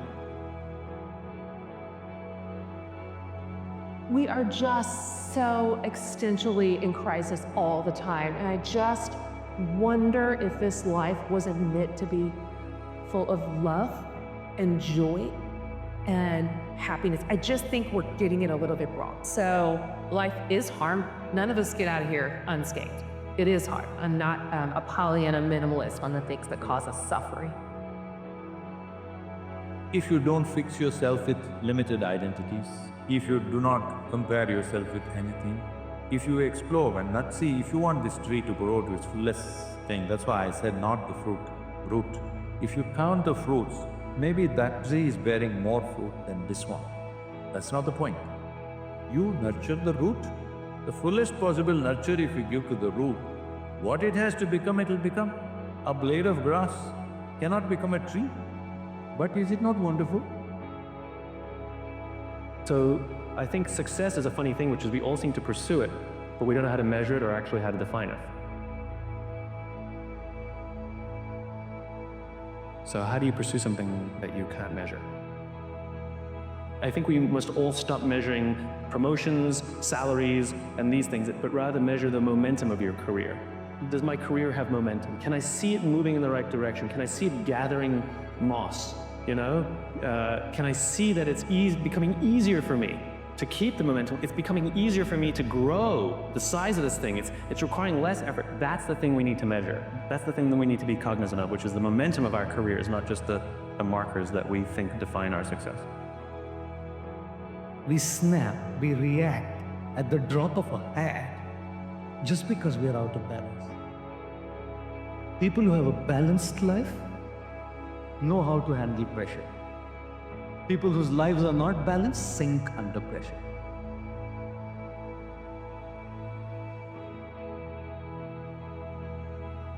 when you're balanced properly between order and novelty, that manifests itself to you as deep engagement. And that's a signal.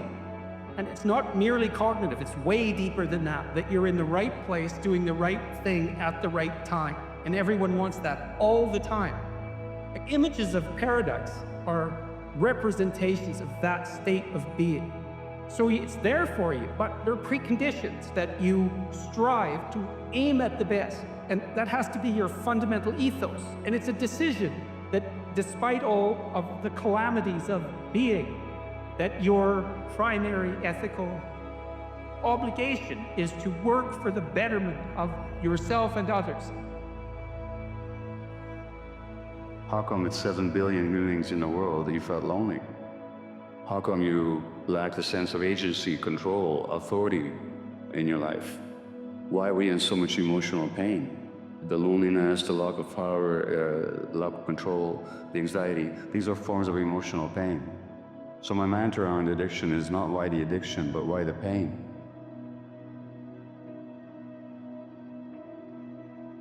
Where it actually is an attempt to solve a human life problem, that of emotional pain, loneliness, distress, anxiety, whatever it is. And the real question then is, what happened in my life that we incurred pain? And then how do we deal with our pain? Because the addiction itself magnifies the pain.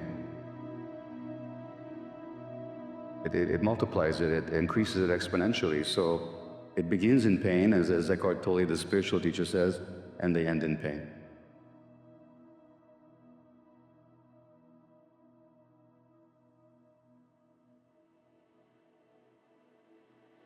You're worried about losing, or it's not going your way, and your game hasn't even started.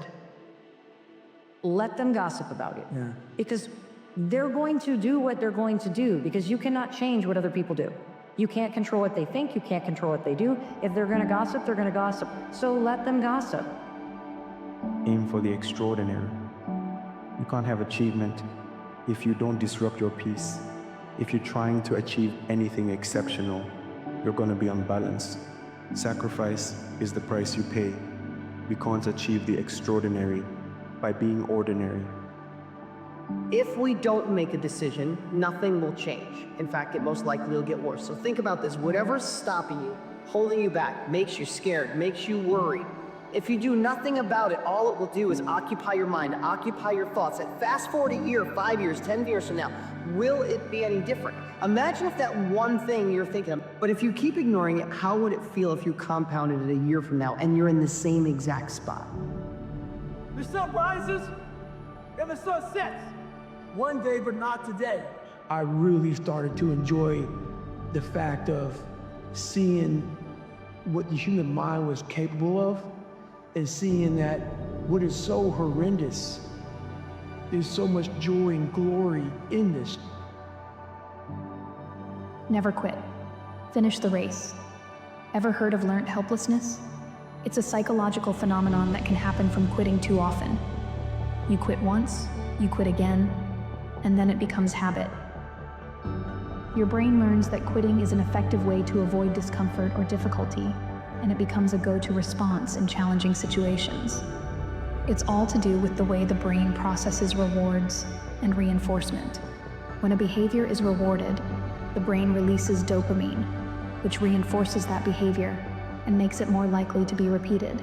In the case of quitting, the reward is the avoidance of discomfort or failure, which can be just as powerful a motivator as a positive reward. When faced with this dilemma, you must change the narrative in your mind. Bring it back to the intention. What was the intention? Well, you entered the race, so you intended to finish it. Go get it done. When I think about pain, I think about what thing am I paying for right now? And is that thing something that I want? And if so, it reframes the pain as the price of the thing that I want. The bigger your goals, the more pain you're going to endure. Whether you want to or not, it's the price.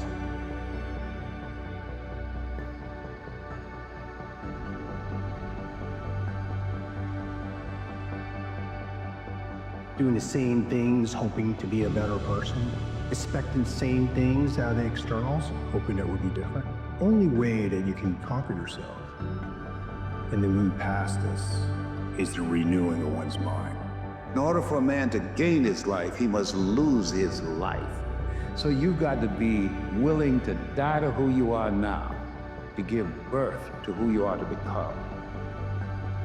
Understand just how hard it is to work every single day to try to be great. Everybody is excited in the beginning. Like New Year, everybody started in January, jams packed. Every year, you get to February and March, habits matter.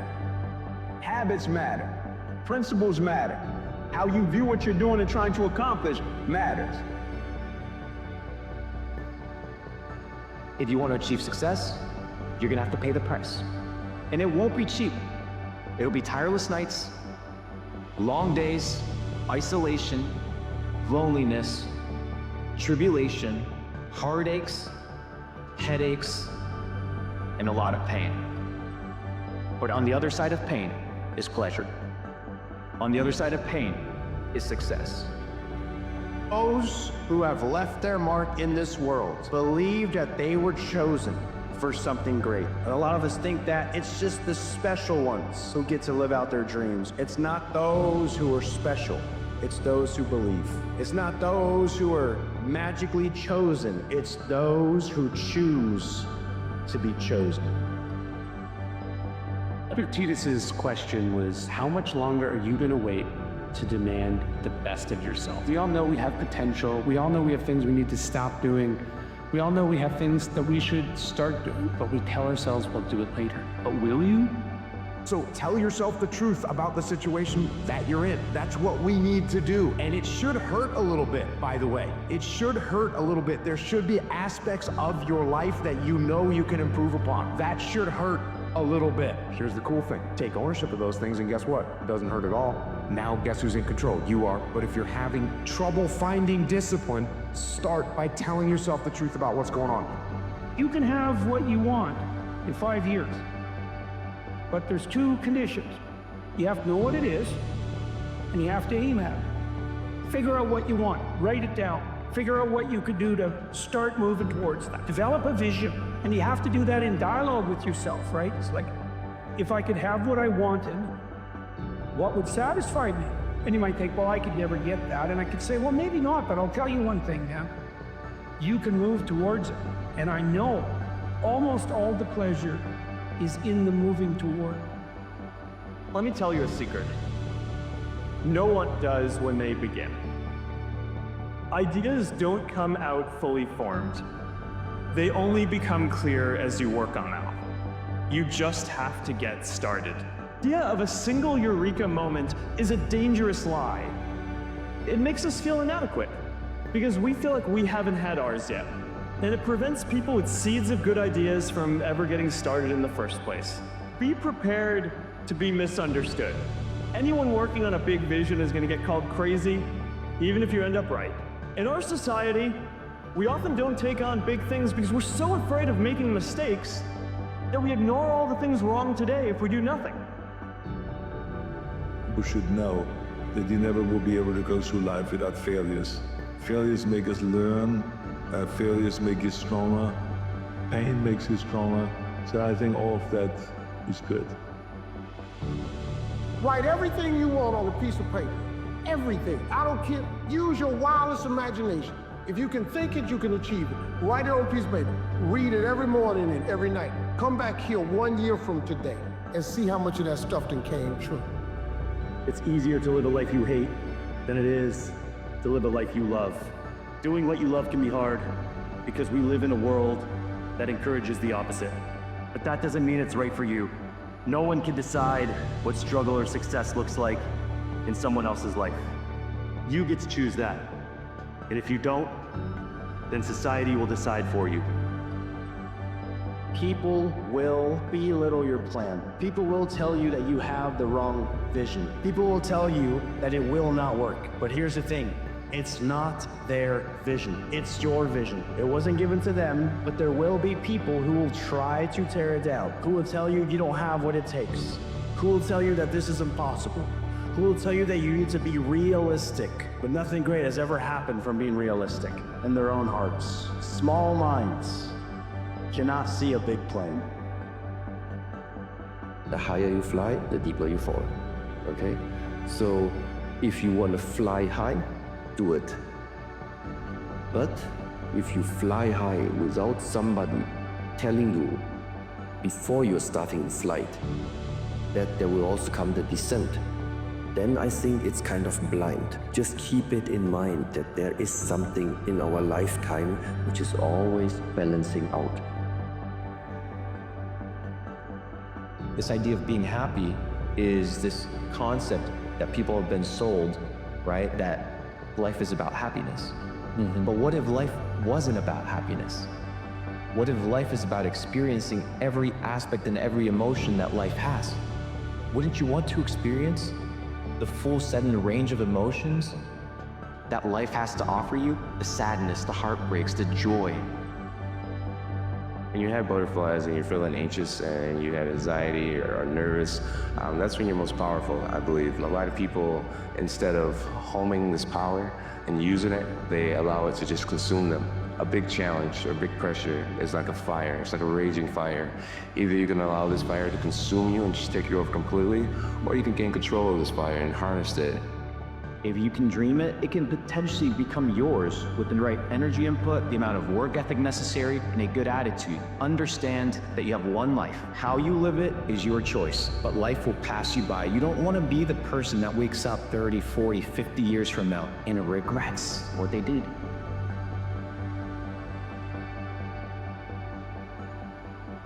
I never like to look back because there's really not much in it for me, right? It's just, I always like to look forward. Don't want to look out the windshield, or do I want to look through the rear? I rather look forward because I know where I'm going then, rather than always looking the back. If you think the price of winning is too high, wait till you get the bill from regret.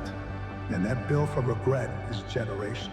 And the only way that bill gets paid off is you gotta be willing to make the hardest decisions. The energy it requires to start doing something is way more than the energy required to continue doing the thing.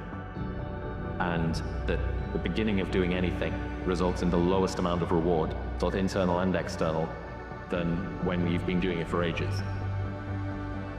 The only reason why you're not living the life that you actually want to live is because you keep on feeding the life that you don't want to live. Day by day, keep on feeding the life that you don't want to live.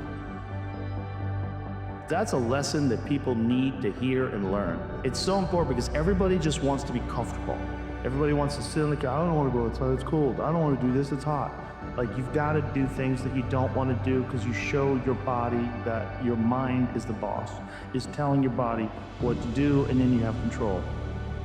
You got to do something, yeah, right? If years and years pass and you're just the same dude, then you're not really living in a way. I kind of feel like you're just being pushed through life. I think people are where they deserve to be. And if you look at what they did over the last 10 years, their life is going to look exactly what it should look like. If you can't become aware of your own internal dialogue, and you can't start to have control over your own internal dialogue, and you can't start to tell the bitch voice that you have in your head to sit the f down or shut up, you're going to have a very hard time making any year your year. In failure and in suffering, all the answers are in there. All the answers to all the test questions. The test is your life. All the answers are in there. You have to live in suffering and pain and failure all the time. You have to learn, I need to visit it.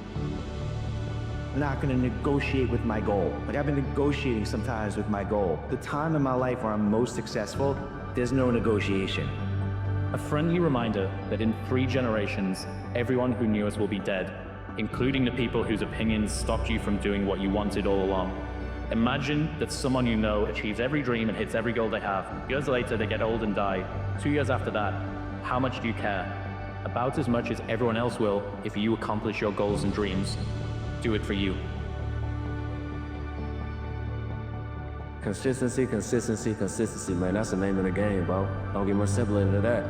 If you keep going every single day and don't stop, they ain't ready for prime time. They ain't trying to really get right. Grind every day, one foot in front of the other, bro. I promise you, you're gonna be lapping these boats, bro. Give it a year. Watch what happens. Dude, you're living. How do you want to live? How do you want to die? How do you want to be remembered?